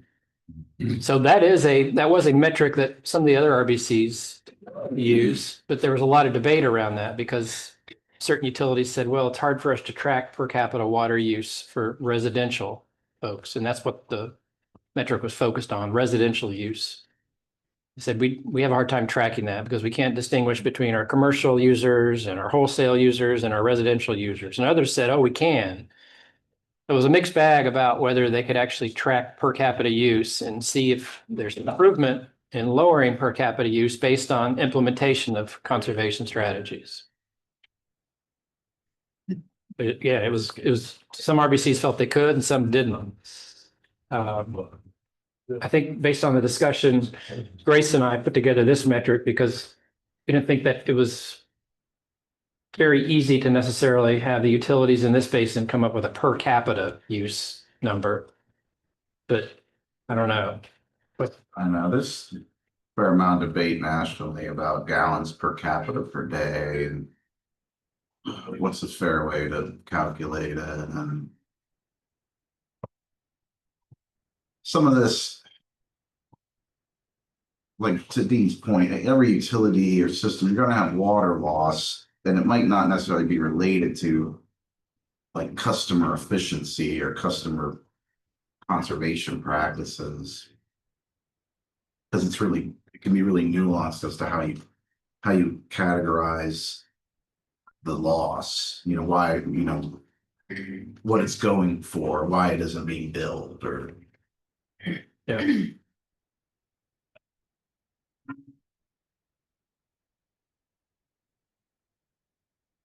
I guess you could simplify and say, like real water loss, meaning, leaks, system side leaks. Try to baseline that and make an improvement upon it. Yeah, Because that's the utility saying, we know we have a problem and we can't address it for whatever reason, and know the water actually shouldn't be, being lost. This is a progress metric for the RBC, right? So it would be an indication that the RBC is doing a good job of encouraging water utilities to Yeah. improve. Yes. Yeah, so our first objective and strategies under that are for us to encourage utilities to do these things and help them find funding to fix leaks, or implement water conservation measures or change their rate structure. And if, the thought is if we can be advocates for that, and we get the utilities to act on it, and then we see progress by either reduction in per capita usage, or when they do their water audits, a reduction in the amount of non-revenue water, then that's progress. But 1A, back to what Dean said, doesn't really look at conservation. Let's focus more on leak and loss, right? We could put one related to just per capita use and track that as a way.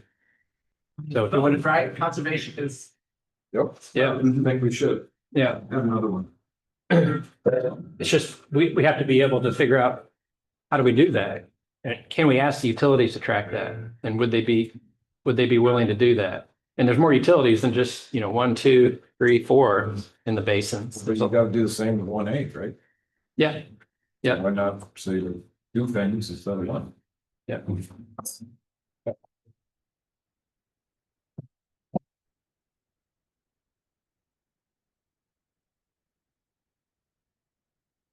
Asking is one thing, Getting it is. getting is another. Now, funding opportunities, if there's a grant program out there that, allows the city or whatever. Help utility to be able to. A lot more if you get Yeah. assistance in doing some of those things, then Yeah, the one if they're A, not already doing it. the one A metric, particularly for older, smaller utilities. Where process of improving the efficiency relative to water loss and leak detection may involve very, very significant capital investment. Definitely. Yeah. They're old pipes, I mean, that's where your issues are, is underground and old pipes and fittings and other stuff. So it's a good metric, but it's a real hard one for a small older utility to commit those dollars, make those improve. Right. Or you can do some work with customers for less, to maybe improve your efficiency for the same amount, a whole lot less stuff. Yeah. Okay. Okay, well. Joey Oswald, at the last meeting, was talking about how he asked me if there's a water leak in our system, how quickly do we respond to it? I said, well, immediately, that's what the crew is for. And he said, yeah, he said, I won't say the name of the town, but he said, in this town, that isn't what happens. Like, it just leaks and leaks and leaks, But it's to Dean's point, like, it costs more to fix it than it does to the cost of the water. Because what they would face if they started getting into it. Yeah.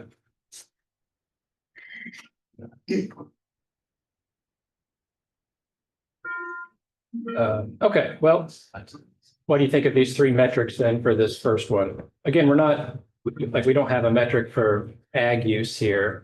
We don't have a metric for other ones. We could come up with tons of metrics, but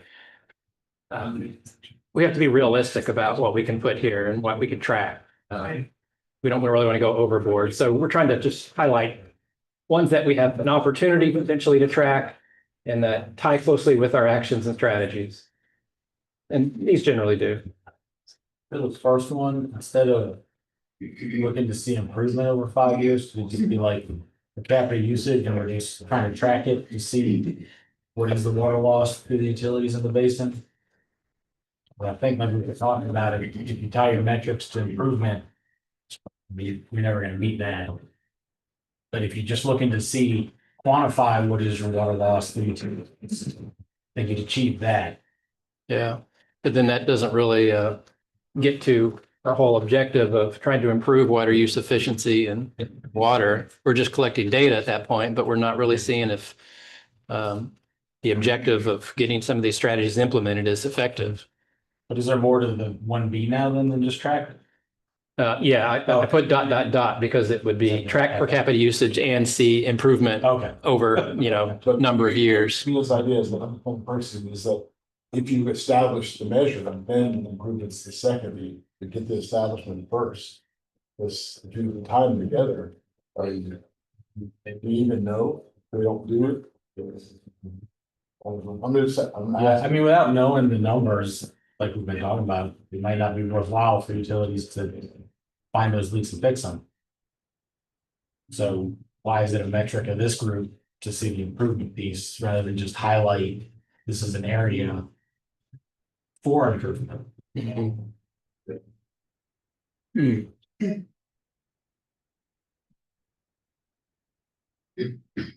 Well, I think it's just inherent that that first part is being done, that utilities are tracking it and making sure that they don't have a large amount of non-revenue water. Our whole goal is to promote water use efficiency and conserve water resources. And I feel like the metric should be tied to see an improvement for that, not just collecting baseline data. I agree. I just think it's a metric that won't get met. Won't get met. If we're looking for improvement, not gonna be a green check mark in 5 years for us. Yeah. And that's because it's just lack of ability to, lack of funding and ability Like to we were talking about, I think fix the it. utilities know there's some water loss, but the effort needed to find it and then B, fix it might be. Cost prohibitive. I mean, Yeah. I know for us, we fix leaks when they're found, but we've never gone through and done like one of these aerial surveys where they look for leaks or, we've never made a proactive effort to go find leaks, more than just around as they're called in, customers, our staff notices them, they get fixed. Reactive more than proactive. Yes. Yeah. Yeah. Okay, well, to me, kind of sounds like you're arguing for maybe not even having that as a metric and just tracking per capita usage. Just kind of a larger metric that accounts for some water loss, but it also accounts for implementing efficiency practices, impacts of rate structure changes, and things like that. Without knowing everybody's numbers, I don't know if it's worthwhile. And I know small utility in our basin, we looked at it, they had like 3 times as much water going out of the wells as coming into the wastewater plant. They had huge losses. So for them, it's probably worthwhile to do. But I don't know. Yeah. When you add them all up, what is that lost leak number for the basin?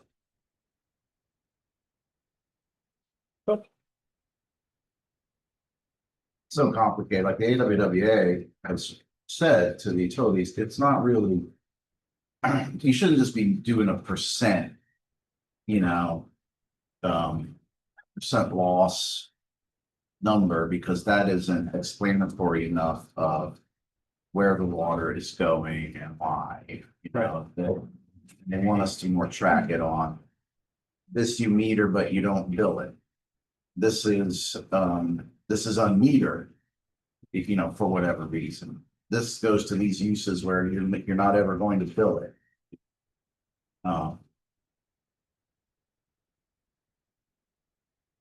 I don't know, I'm like to Brian's point, I don't know how helpful. Right, because it was. Everyone looks at it Different, yeah. differently, and getting everyone to, for everyone's baseline to look in the same format. That probably like basin, think about the whole basin, it probably is more appropriate that, well, what's the per capita look like? Cause you can go on the wider, you try to go on the wider area. Yeah. So and realistically, how might this happen? You could, if you decide to track per capita usage, maybe as an RBC, you send out a survey each year to all the water utilities in the basin and say, hey, we're trying to track, our ability to lower per capita demands and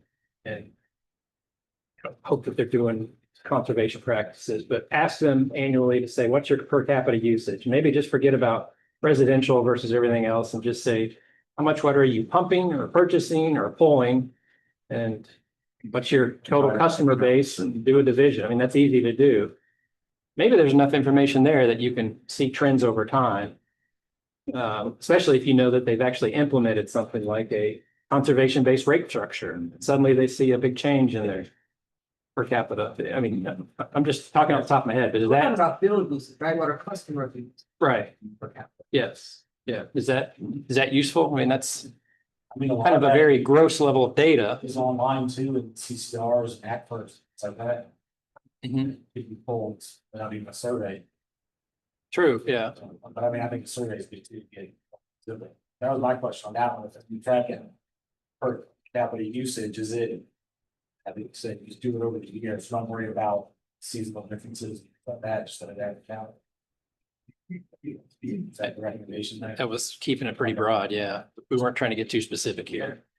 Okay. But as a non-utility person, if we're already measuring the leak loss or lost leak, shouldn't that be tracked too? What if you had that alongside of your per capita, you could see, like, well, maybe you have an old system and maybe you need help from the state for bigger infrastructure. I think along with your per capita, would tell you something, wouldn't it? Okay. So I think tracking it, totally eliminating that, I think is not. I think this. The first, again, we're looking at a metric here, so it's not how to do it. It's a metric. And to the extent that you measure your baseline water loss, leak detection, and you have that. And then our recommendations and incorporated that we've made kind of direct utilities to work and become our list of conservation efforts on the water and sewer side have all kinds of things that we have recommended the utilities do. Yep. All designed for the most part to make them more efficient, make their usage of water more efficient. So we could be very specific in each one of those.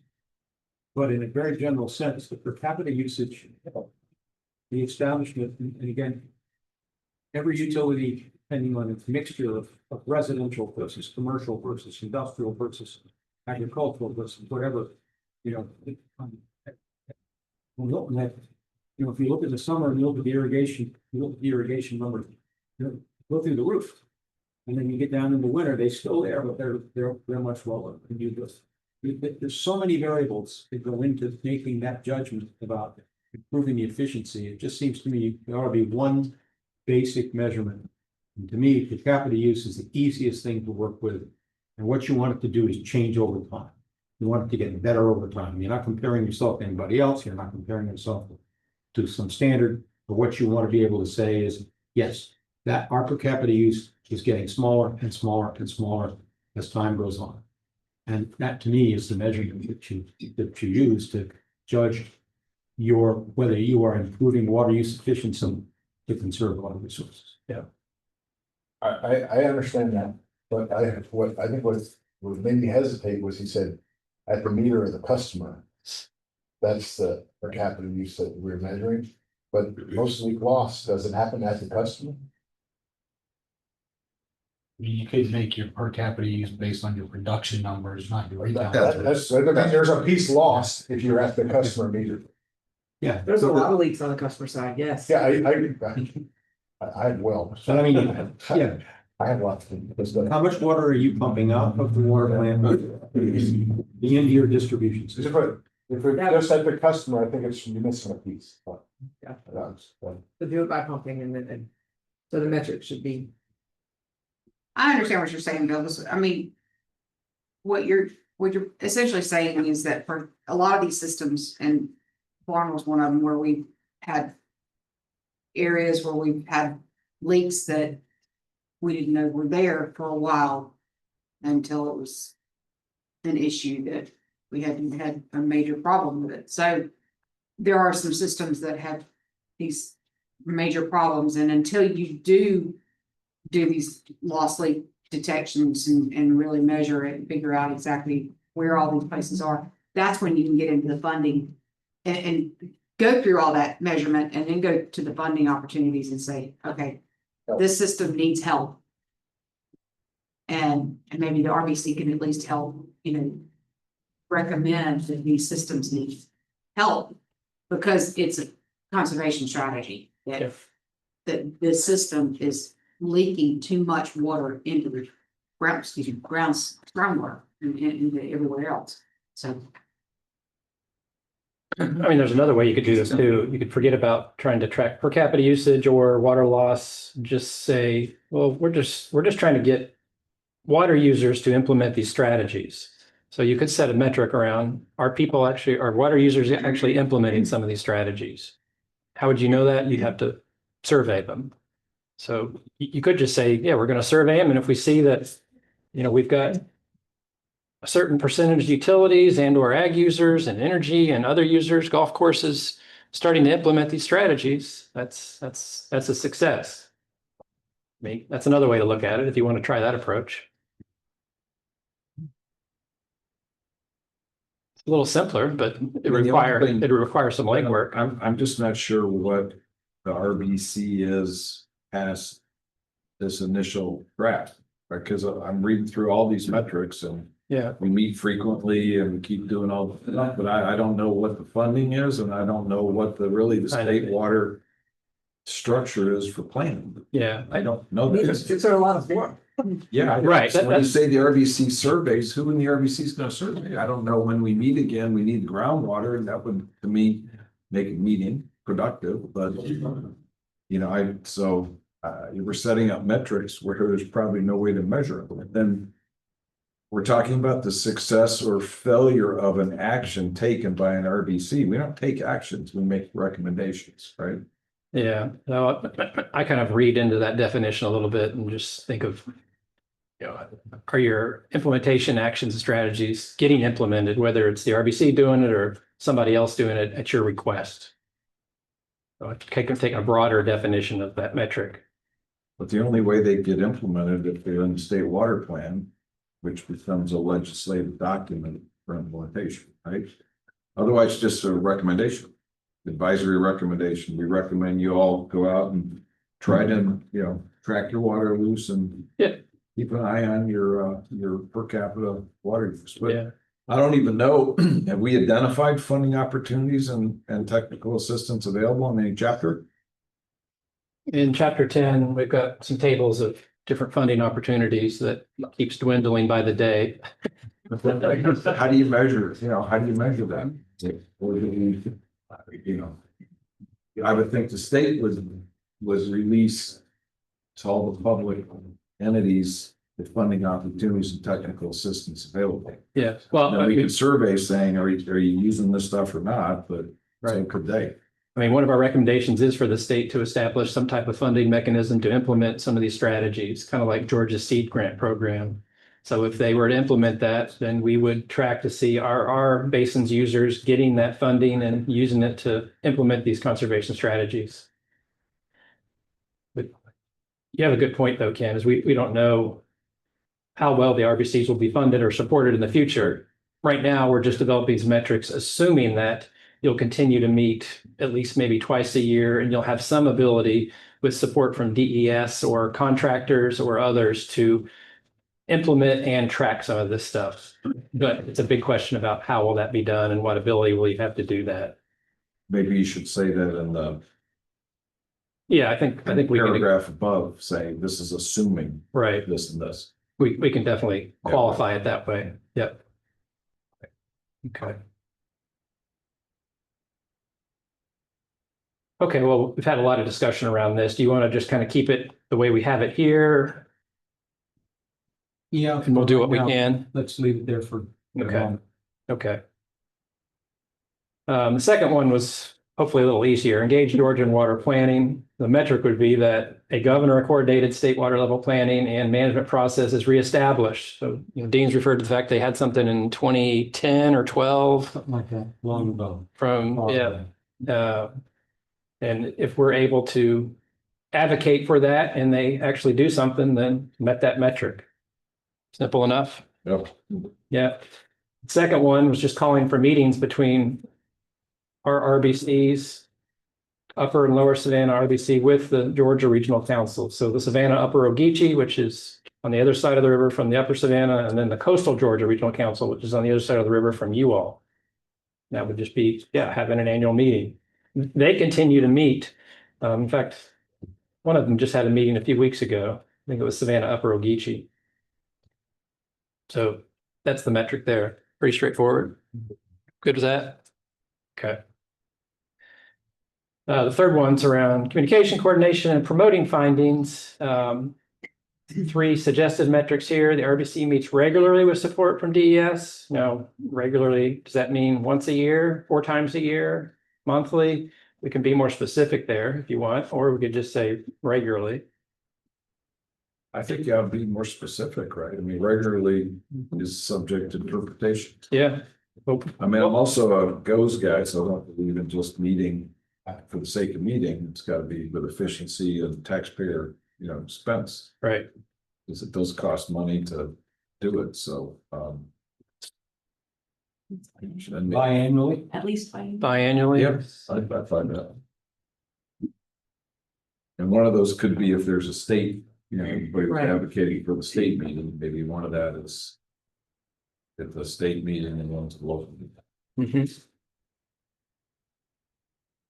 the second one was you all's outreach and advocacy leads to local legislation or federal actions, decisions, and funding that support implementation strategies and actions. How do you measure that? Yes, them. It's hard to measure, but you could just say, yes, we pushed for funding to implement water management strategies, and the legislature set up a $500,000 fund to do that or something. It's not much, but.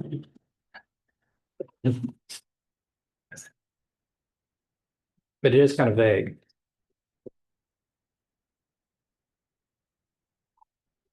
It's broad enough that we could claim some success with it. That was the intent. That's what I heard. Yeah, yeah. The federal government did something, and so we failed at the state level, but they did something, so we take credit. I would make 3C 3A. Agreed.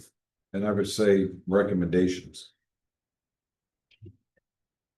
Incorporates the recommendations of the. What did you say? You would make 3C what? 3. I would make First one. 3C, It's the most- make that message I 3A. didn't know these were listed in order. Yeah, they weren't really listed in order, but I mean, inherently people read them kind of in order sometimes, so we can move them up there. Oh, I got.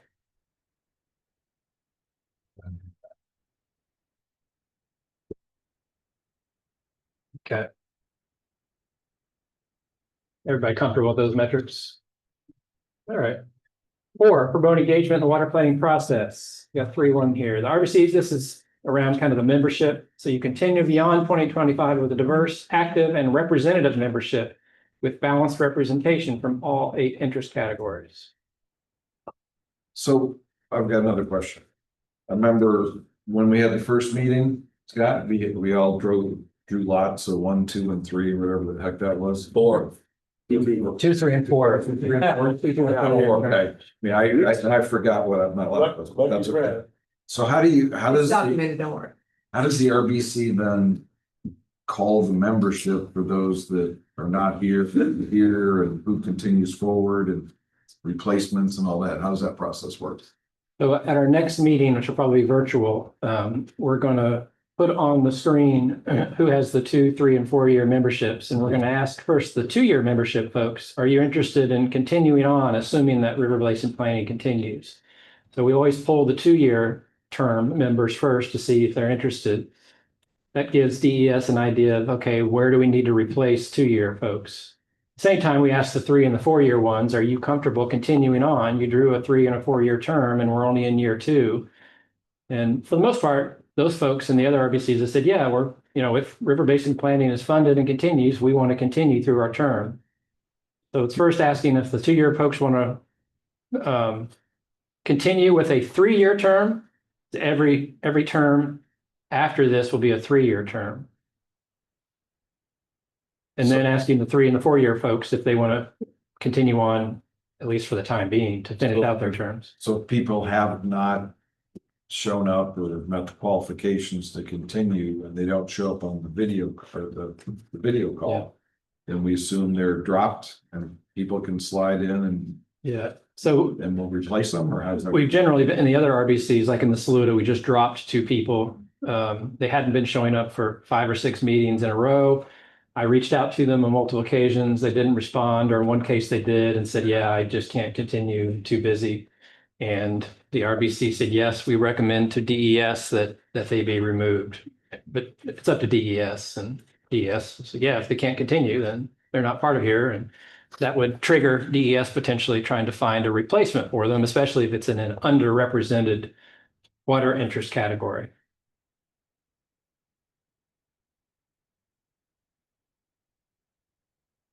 There's been 1 or 2 instances where there's been folks that aren't on RBCs that have said, hey, we'd like to participate in the RBC planning process. So we've added them to a list, and they potentially would fill in for others if they drop off.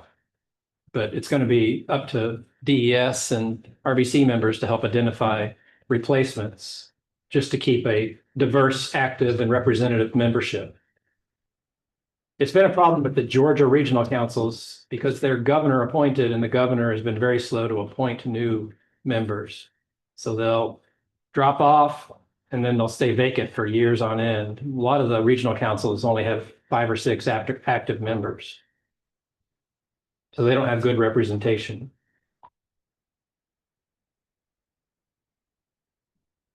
So what do y'all think about the first metric? That seem reasonable? Mm-hmm.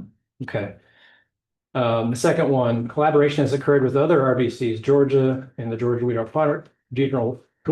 Water Planning Councils and the Army Corps. At least one meeting with each entity has occurred annually. That kind of combines several different actions and strategies into one very general one. I just a math problem for me. If we're gonna meet biannually and one of them's the state one, how do we? One of them Could be a subset. It is, but I mean, that's a lot of different people. Is it gonna be one meeting with everyone there? It's gonna be tough to do. Yeah, I agree. Yeah, We just had our DOE meeting, so that's good. I think it's a good metric. Yeah, it doesn't match with the other one in my mind as a biannual. I think that's too optimistic that you're gonna hit all those in each year. I think the term collaboration is a good term. Yeah. Because there are many ways to do collaboration. Yeah, without having a meeting. Yeah. That's my own hesitation. Yeah. How about collaboration of that instead of meeting? At least one collaboration with the action has occurred annually. Sure. With each or with some? Where to go?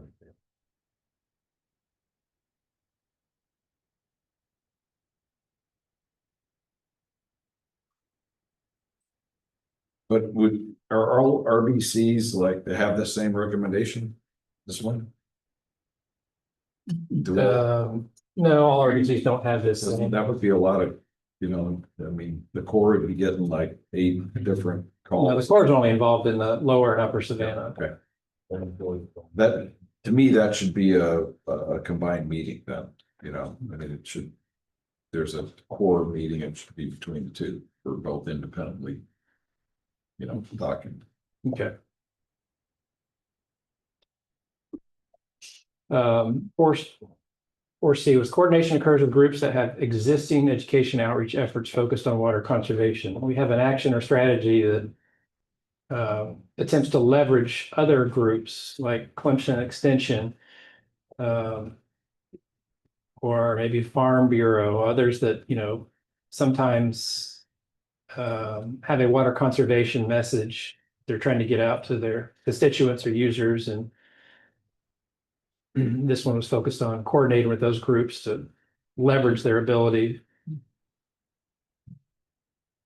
I think that's okay. That's a good idea. Yep. Okay. 5, enhance understanding of groundwater resources. The USGS-led groundwater modeling effort is completed and results are printed, incorporated in the next update of the River Basin Plan, which you look at the the planning framework, it suggested, maybe every 5 years, these plans will be updated. We didn't specify that in the metric, but I think that's the underlying assumption behind this metric is that if the next River Basin Plan is updated in 5 years, it'll include groundwater modeling results. I thought though that we talked about if that groundwater model is done sooner, since it was part of the original scope, that we update the plan based on that groundwater modeling, so it's relevant. But right now, the plan's not relevant as far as quantity because we don't know half the equation. Right, so, Yeah. Do we have any idea of how long, since that's under contract, how long that's going to take before that's complete? What do you think, Scott? For the model, developments, regional models. Something that the RBC could review and digest I'm and gonna say, fall. Fall this year? Fall, perhaps. okay. That's earliest, but it's really.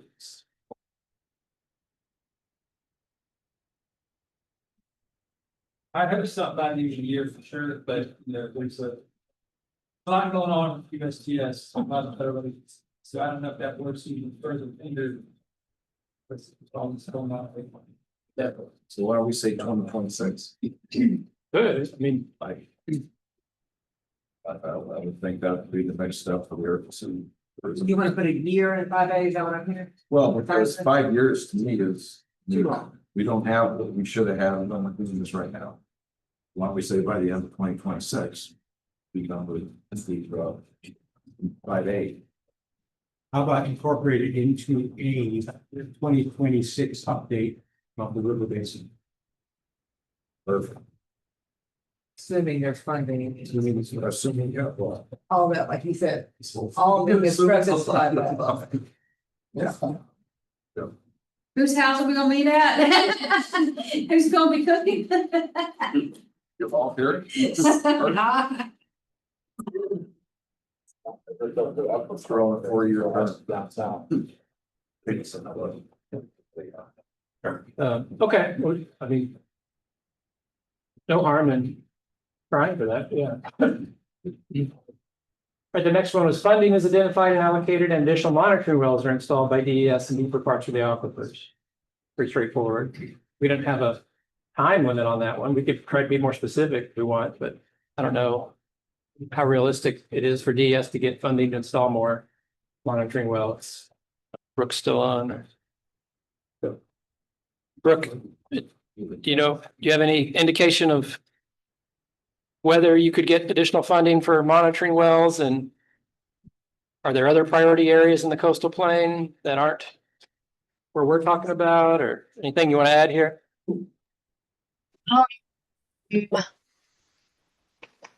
I don't know.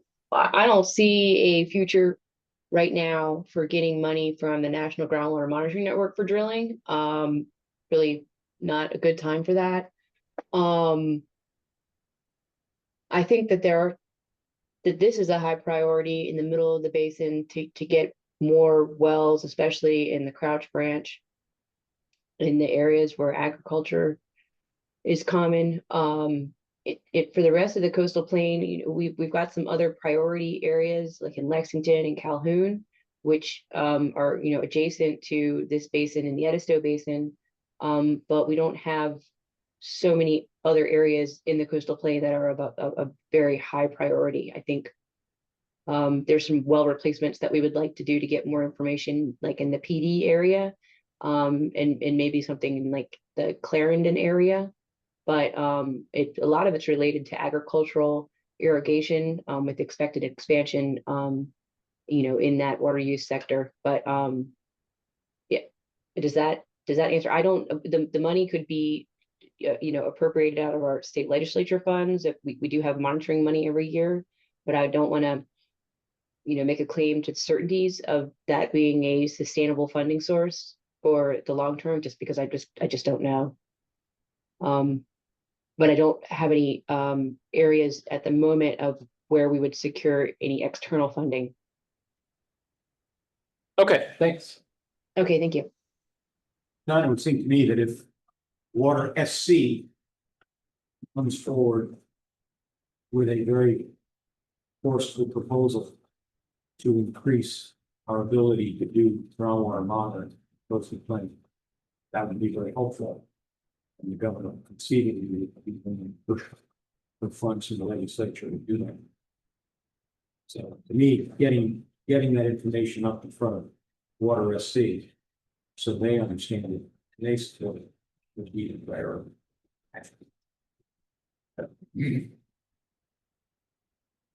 Okay, in terms of a metric, everybody okay if we just kind of leave it general and don't put a timestamp on it? We really don't know how realistic getting funding is, especially for this area. All right, 6, improve technical understanding. We had a lot of actions and strategies under this one, but we've only just identified 3 metrics. Keeping it simple. First one is stream flow gauges in the basin are maintained and increased, or at least maintained. We've talked about not having a lot of good data in the Salkehatchie Basin, but we've also talked about the difficulty in monitoring some of the rivers in the Salkehatchie Basin, given how they're kind of often just extended wetlands, and it's hard to measure flow. Comfortable with that, just as a overarching metric. We don't, at least we don't lose any. Should we make a distinction when we say in the basin? Should we be specific about the Salkehatchie? I don't think the Savannah needs a lot more stream flow gates. They're not around. It's the Salkehatchie we have the issue. If you want to, yeah, could say that. Increased in these.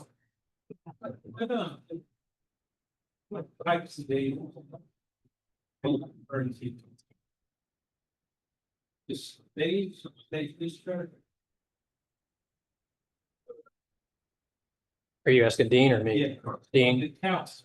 No. But, I think that's a decision for the technical staff. At DES Smith. we tend to put more stream discharge gauges. But the USGS really finds it hard to find locations they can develop really big data. So you do stage all day long, but if you want to get stream discharge, I tried to add dates in those city. That's one reason why them they should is what cause rates and all the bridge and stuff. It just makes it hard to but that's right. Maybe the metric, especially given some of the challenges the USGS is going through in the last couple of months, maybe we just keep it at maintain. Maybe we should say basins plural. Yeah, and that's, you'll see as you read the report that we sometimes say, we talk about the planning basin as one basin, and then sometimes we're talking about each individual basin, so it gets a little confusing. If you have comments on how to make it clearer, or if you feel like it's confusing as you review the chapters, let us know, but we've tried to define up front that generally we're talking about basin as the entire planning basin.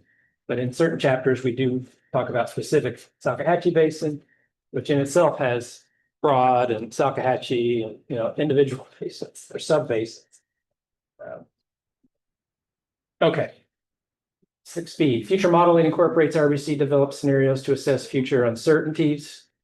That one's geared towards that strategy of, better understanding some of the uncertainties and then doing some modeling to evaluate those. For example, the impact of the Hyundai plant, or what if modular reactors came into the SRS? So How do you, withdraw your question. trying to figure out how do you measure that? I mean, what does that metric actually tell us? It tells us that we're doing future modeling, whether it be surface or groundwater. And we're specifically looking at helping to reduce the amount of uncertainty. So we're looking at a wider range of scenarios. I don't know if that helps, but Okay. yeah. Yeah, we could get more specific if you want to say, well, we're most interested in climate uncertainty, or we're most interested in new withdrawals and new data centers if they were to come in, or modular power plants, or okay. 6C, water quality issues and concerns in the basin are identified and a strategy to study approaches to address them is developed. I mentioned all the RBCs have kind of said, yeah, we want to look at quality. A few of them have said, well, we're most interested in nutrients or DO issues or emerging contaminants. But we've not talked about, all right, well, how are we going to study those? Are we going to do modeling? Are we going to ask that DES do additional sampling to better characterize the presence of emerging contaminants or some other constituent? So I think the starting point here is at least to say, well, we know we want to study quality. What are we specifically interested in? Is it wastewater assimilation capacity? Is it emerging contaminants? Something else? And then how do we go about studying them? Do we do modeling? Do we do something else? So it's kind of a baby step here. Everybody good with that? Yeah. Okay. Last one, improved drought management. 100% of public water suppliers' drought management plans are updated within the last 10 years and submitted to the State Climate Office for review. Updated within the last. 10 years, yeah. Within. So a lot of them, if you remember that table we handed out, they did them in 2003 and then they haven't been updated in the last 22 years. So all you're asking is that they're updated since. Yeah. 2015. 2015, yeah. And you don't have any that are older than 10 years ever, basically.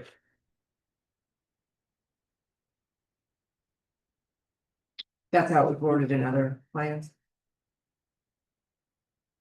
Some of them were like that, yeah. I can't remember specifically. And it's based on what your recommendation was. Some of the RBCs recommended that utilities update them every 5 years. Some of them didn't say, they just didn't say number of years. They just said update them. And that includes the funding being made available. That's what it encompasses.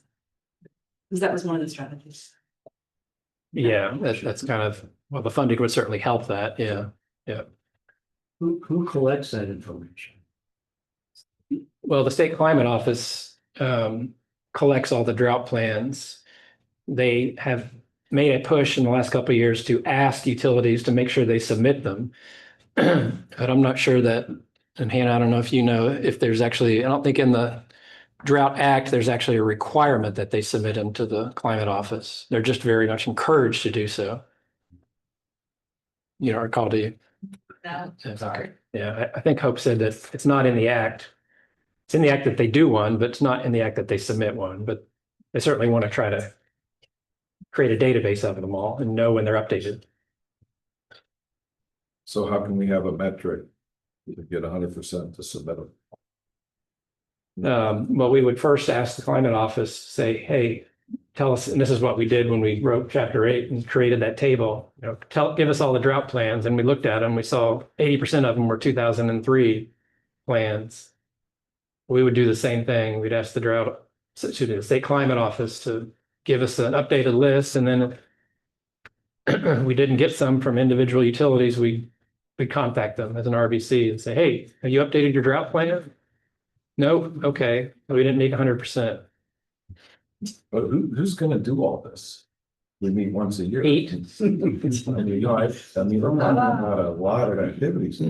Yeah, no, that's to be determined. That's where, we've got a recommendation that DES fund and support a position that would help the RBCs, and that might be a person that could do some of this. It might be individual contractors like me that come in to help with implementation, or it might be volunteer time of you all, where you break off into little committees, and some of you are charged with collecting drought plan data.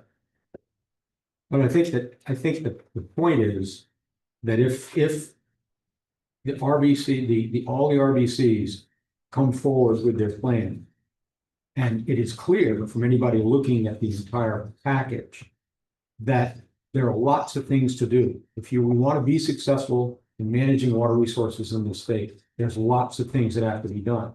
And hopefully that provides a motivation for DES and for the governor and for the legislature to stand up and say, okay, we're going to have to come to grips with this. We're going to have to appoint an oversight committee. We're going to have to appropriate funds. We're going to have to set this up as a formal state process to protect our water resources. And if we don't do that, that to me is what the main thrust of this whole process is to put it smack in front of them and saying, look at what all the people in the state got together and said, this is what we got to do. I mean, that to me is, from a political standpoint, that's the key to this. Whether we get everything done or whether we don't get things done or what, but we will have said as communities all across the state, you got to do this stuff. Let's get going. To me, that's the strategy here. With the work plan, with the stuff we've got to do, and so. Oh, I don't disagree with the recommendations that get incorporated, but we're doing metrics. The success or failure of this council dependent on this happening. I mean, that to me is hard. I think we ought to recommend it, and the state water plan ought to recommend the governor, and all the actions should be followed, incorporated in the legislature. We can keep it. I'm not, it's just, we're almost done here, so I don't want to, I think one way to think about it is if the RBC is making these recommendations to TBD entity that's going to implement, then this is how we know that that entity is succeeding. Right? If we take ourselves out of the picture and not assume that we're the ones doing it. but these aren't the recommendations. You've already made them. This is how we metrics know. measuring our success or failure based on our recommendations. But if we take ourselves out of the metric, it's just how we know it's happening. Yeah, it could be. Whoever's doing it. It could just be Hope Mazzell at the climate office doing an annual report saying, here's everything that's been updated. Here's where we don't know. Here's the utilities that we don't know if they've updated them. Simple as that. I mean, they track that stuff anyway, so. It doesn't have to fall on the RBC necessarily. Okay. We'll leave it as is. 7B was state funding is designated to complete phase 2 of the Army Corps comp study and drought plan update. Just, did they get funding or didn't they? Okay.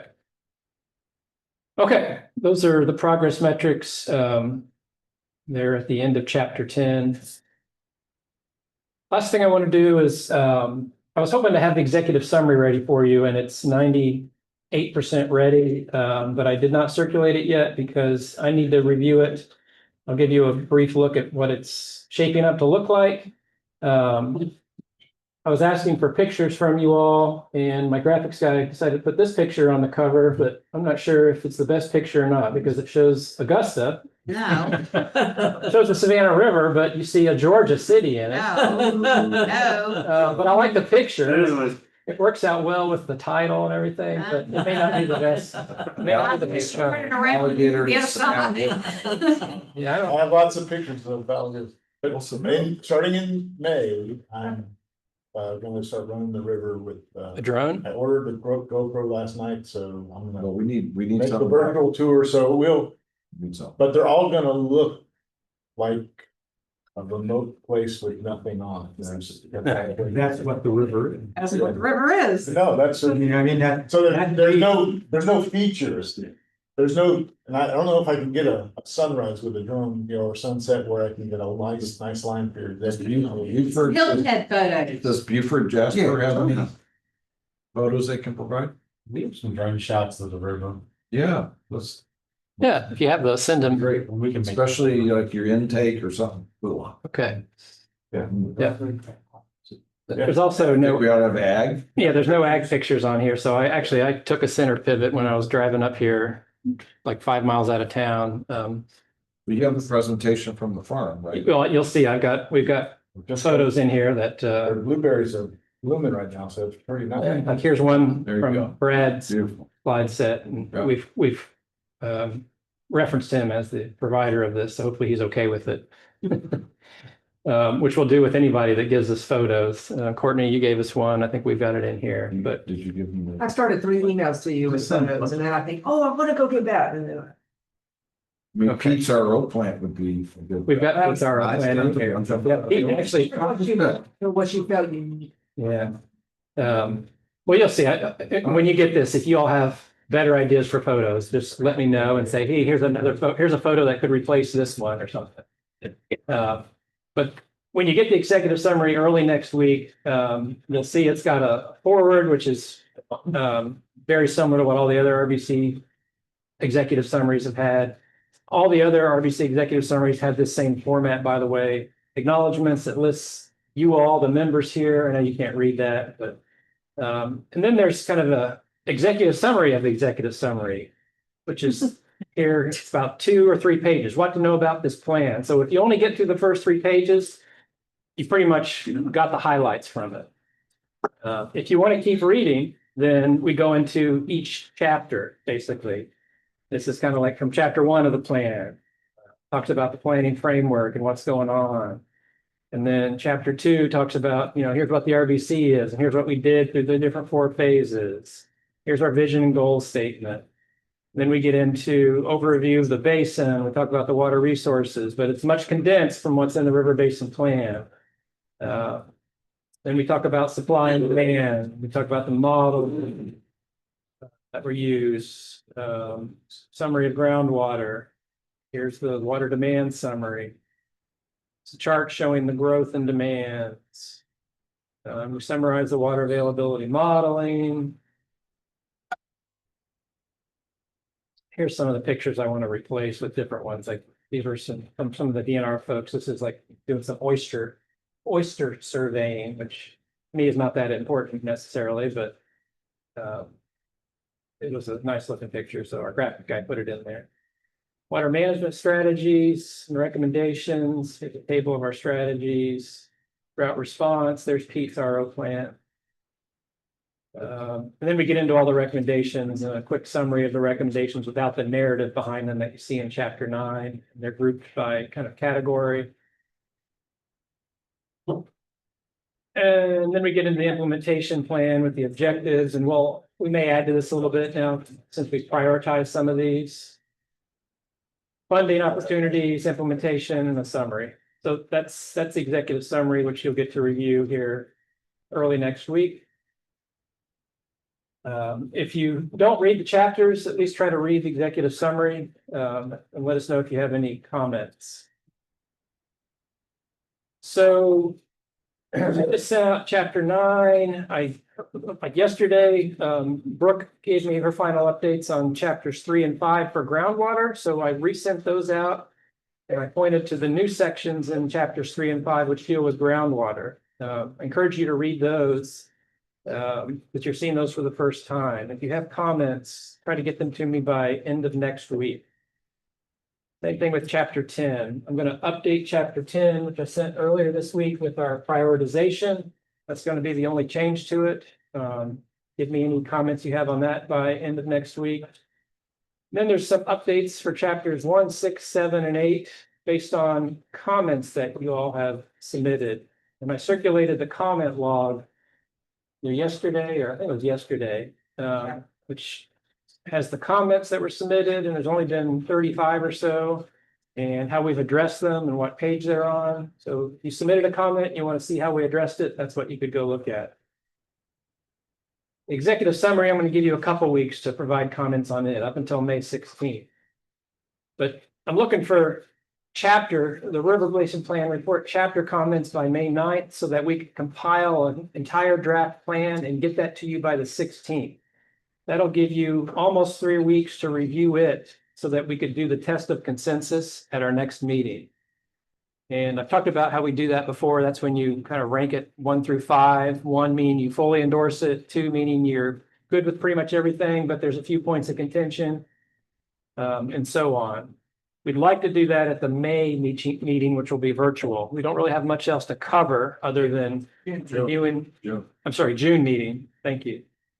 Other than the test of consensus, any final comments that may need group discussion, and then reviewing the roster, especially for 2-year term members, and planning for the public meeting. And we can accomplish all those through a virtual meeting. And that's what we've done with the Saluda and the Upper Savannahs. That last meeting was virtual, and it usually only goes hour to 2 hours. Are you all comfortable? Is this enough time for you to give me any final comments on chapters and the executive summary by the 16th?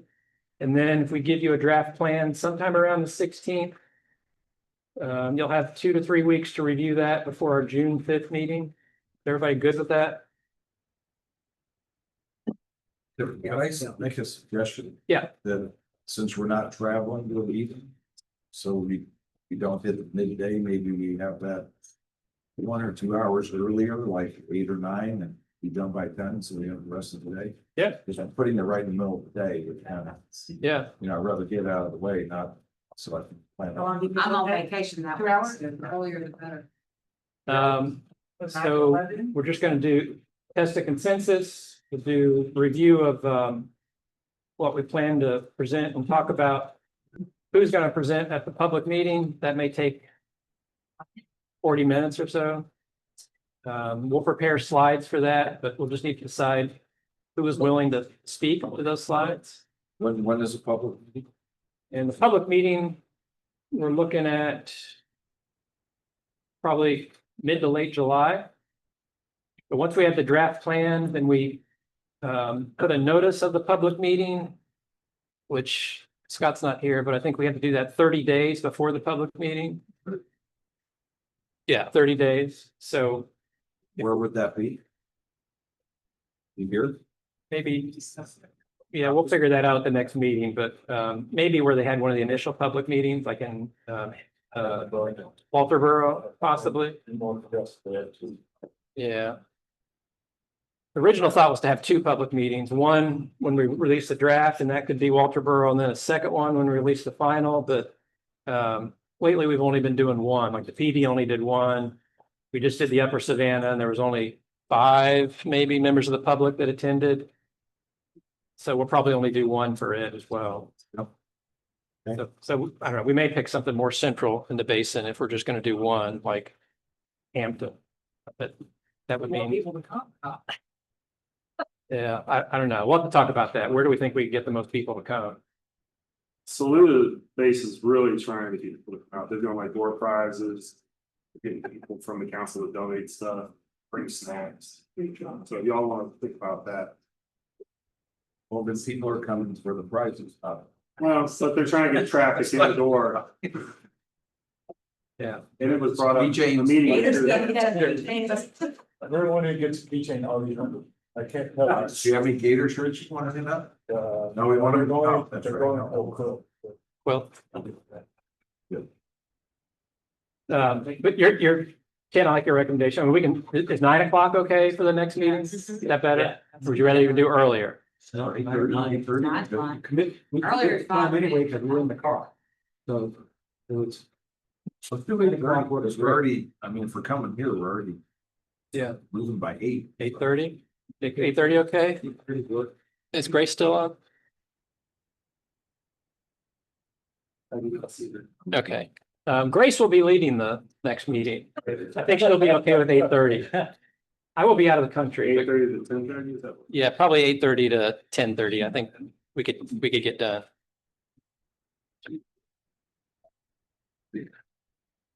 All right, we'll plan on 8:30 to 10:30 virtual.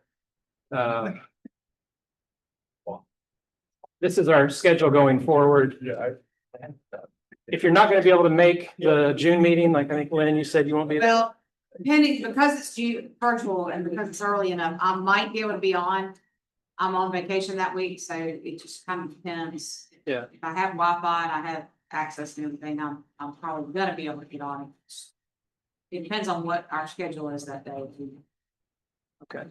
My husband decides we're going out fishing that day and. No, it's not a big deal. I only asked if you can't attend the meeting, send me your test of consensus vote ahead of the meeting. If you can.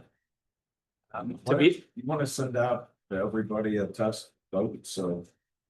And everybody can get back to you and then show us the scores. Wouldn't that be We can do that and save time during the meeting that way, if you want to do that. Yeah. easier than people to vote with them? Make your vote ahead of time. Yeah.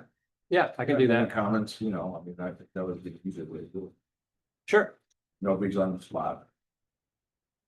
No technical. Then difficulties. we'll also see who responds, which is relevant to who's gonna go forward. Comments a lot. I have a quick comment, and I haven't really, I mean, I read some of this, but I didn't read it really carefully. I'm gonna go back to do that Just- on chapter 3. Yeah. I'm a little concerned about where we left the groundwater modeling. Kind of where we leave it, the end of it. What and how we. I don't know, I feel like there's more to be said. And I don't know exactly what it needs to say. And I'm gonna read it again and try, and I'll send you a comment. After I. Okay, you mean there's more to be said about the need for groundwater modeling? Yeah, I don't know, there's like, yeah, it just seems like there's something else that needs to be said, and I'm just not sure what that is. It Okay. just needs to be, it's incomplete. Okay, Leaves more to be desired. okay. Have you read 5 yet? The groundwater part of 5? That probably would not. Okay, that might, A little long. And Yeah. then I didn't go through that one again. yeah, 5 has more than 3 is just kind of here's the groundwater resource picture in the basin. 5 then talks about all the information that Brooke presented at that meeting in the Edisto rec. Does that, I obviously have not read, because I didn't go back through that one again. Does it talk about more of the issues? Yes, so I'll have to- she gives examples of here's where there's no decline, or here's where there's slight declines, and here's based on projected demands where we might see some issues and. I'll reread it again. No, I didn't have time to read the whole thing last Okay. night. Okay. So that's all I wanted to cover on our schedule for completion. I just want to make sure everybody's comfortable that we're not rushing things, that you have enough time to review. Okay. All right, I think that's all we had. Thank you today for your input. I know it's not super sexy and exciting to talk about progress metrics or prioritization, but we had to get it done and we're done. So be thinking about if you are around mid to late July and if you're willing to speak at the public meeting. We just did the Upper Savannah one and we had 4 or 5 at least RBC presenters at that meeting. Usually the chair speaks and opens it up. The vice chair typically has a speaking part. And then other RBC members. It'd be great to have someone from ag there to talk about ag strategies that you already do. Be nice to have a public water supply person like Pete talk about, reclaimed water, reuse, and what we're going to do is put together kind of a slide set to cover all the basics, and you guys can review it and suggest tweaks to it or change it based on what you want to talk about. But we're going to try to do kind of an executive summary slide set for the meeting, and it'll be like a 45-minute presentation. Yeah, I think it'd be good to have somebody from each interest group speak, right? Yeah. That'd be nice. Yeah, we just need an hour long recycle water. Then Bill and I can. We're just gonna need to pay, because I'm out of country for 2 weeks starting the 24th of July, so if it's that time period, I can't be there. Okay, and that's understandable. We'll we'll poll the group at the next meeting about when the best time would be. It will be a challenge to get folks to come to a public meeting, especially in July or August, and in this basin too, especially. Not a lot of issues or challenges right now. Just out of curiosity, have you had any really substantial public comment that influenced the plans in any of the basins? In the PD basin, there was There some were substantial comments, but they didn't really impact the plan. A lot of it was quality related comments. water quality, yeah. Yeah. They were substantial comments. But in the Edisto and the Broad, I think we've had 3 or 4 members of the public submit comments. For the Upper Savannah, the Lake Hartwell Association just submitted some, Hartwell Society or something like that. yeah, they just submitted some questions and comments, 4 or Probably 5. have a couple more they submitted to, so Yeah. those two. They're not changing the plan by any means. It's just looking for clarification. So generally, no, there hasn't been a lot of comments or questions that have required us to make significant changes in the draft to final plan. Okay, Carrie? Thank you. Yep. Thank you. You want to carry anything else or want to close this out? Sure. Thanks, Dean. Dean, Second. Bill. Bill second. All right. Not anything else. Let's roll. Great, thank you, everyone. Get your key change the buttons. Thank you, Bill.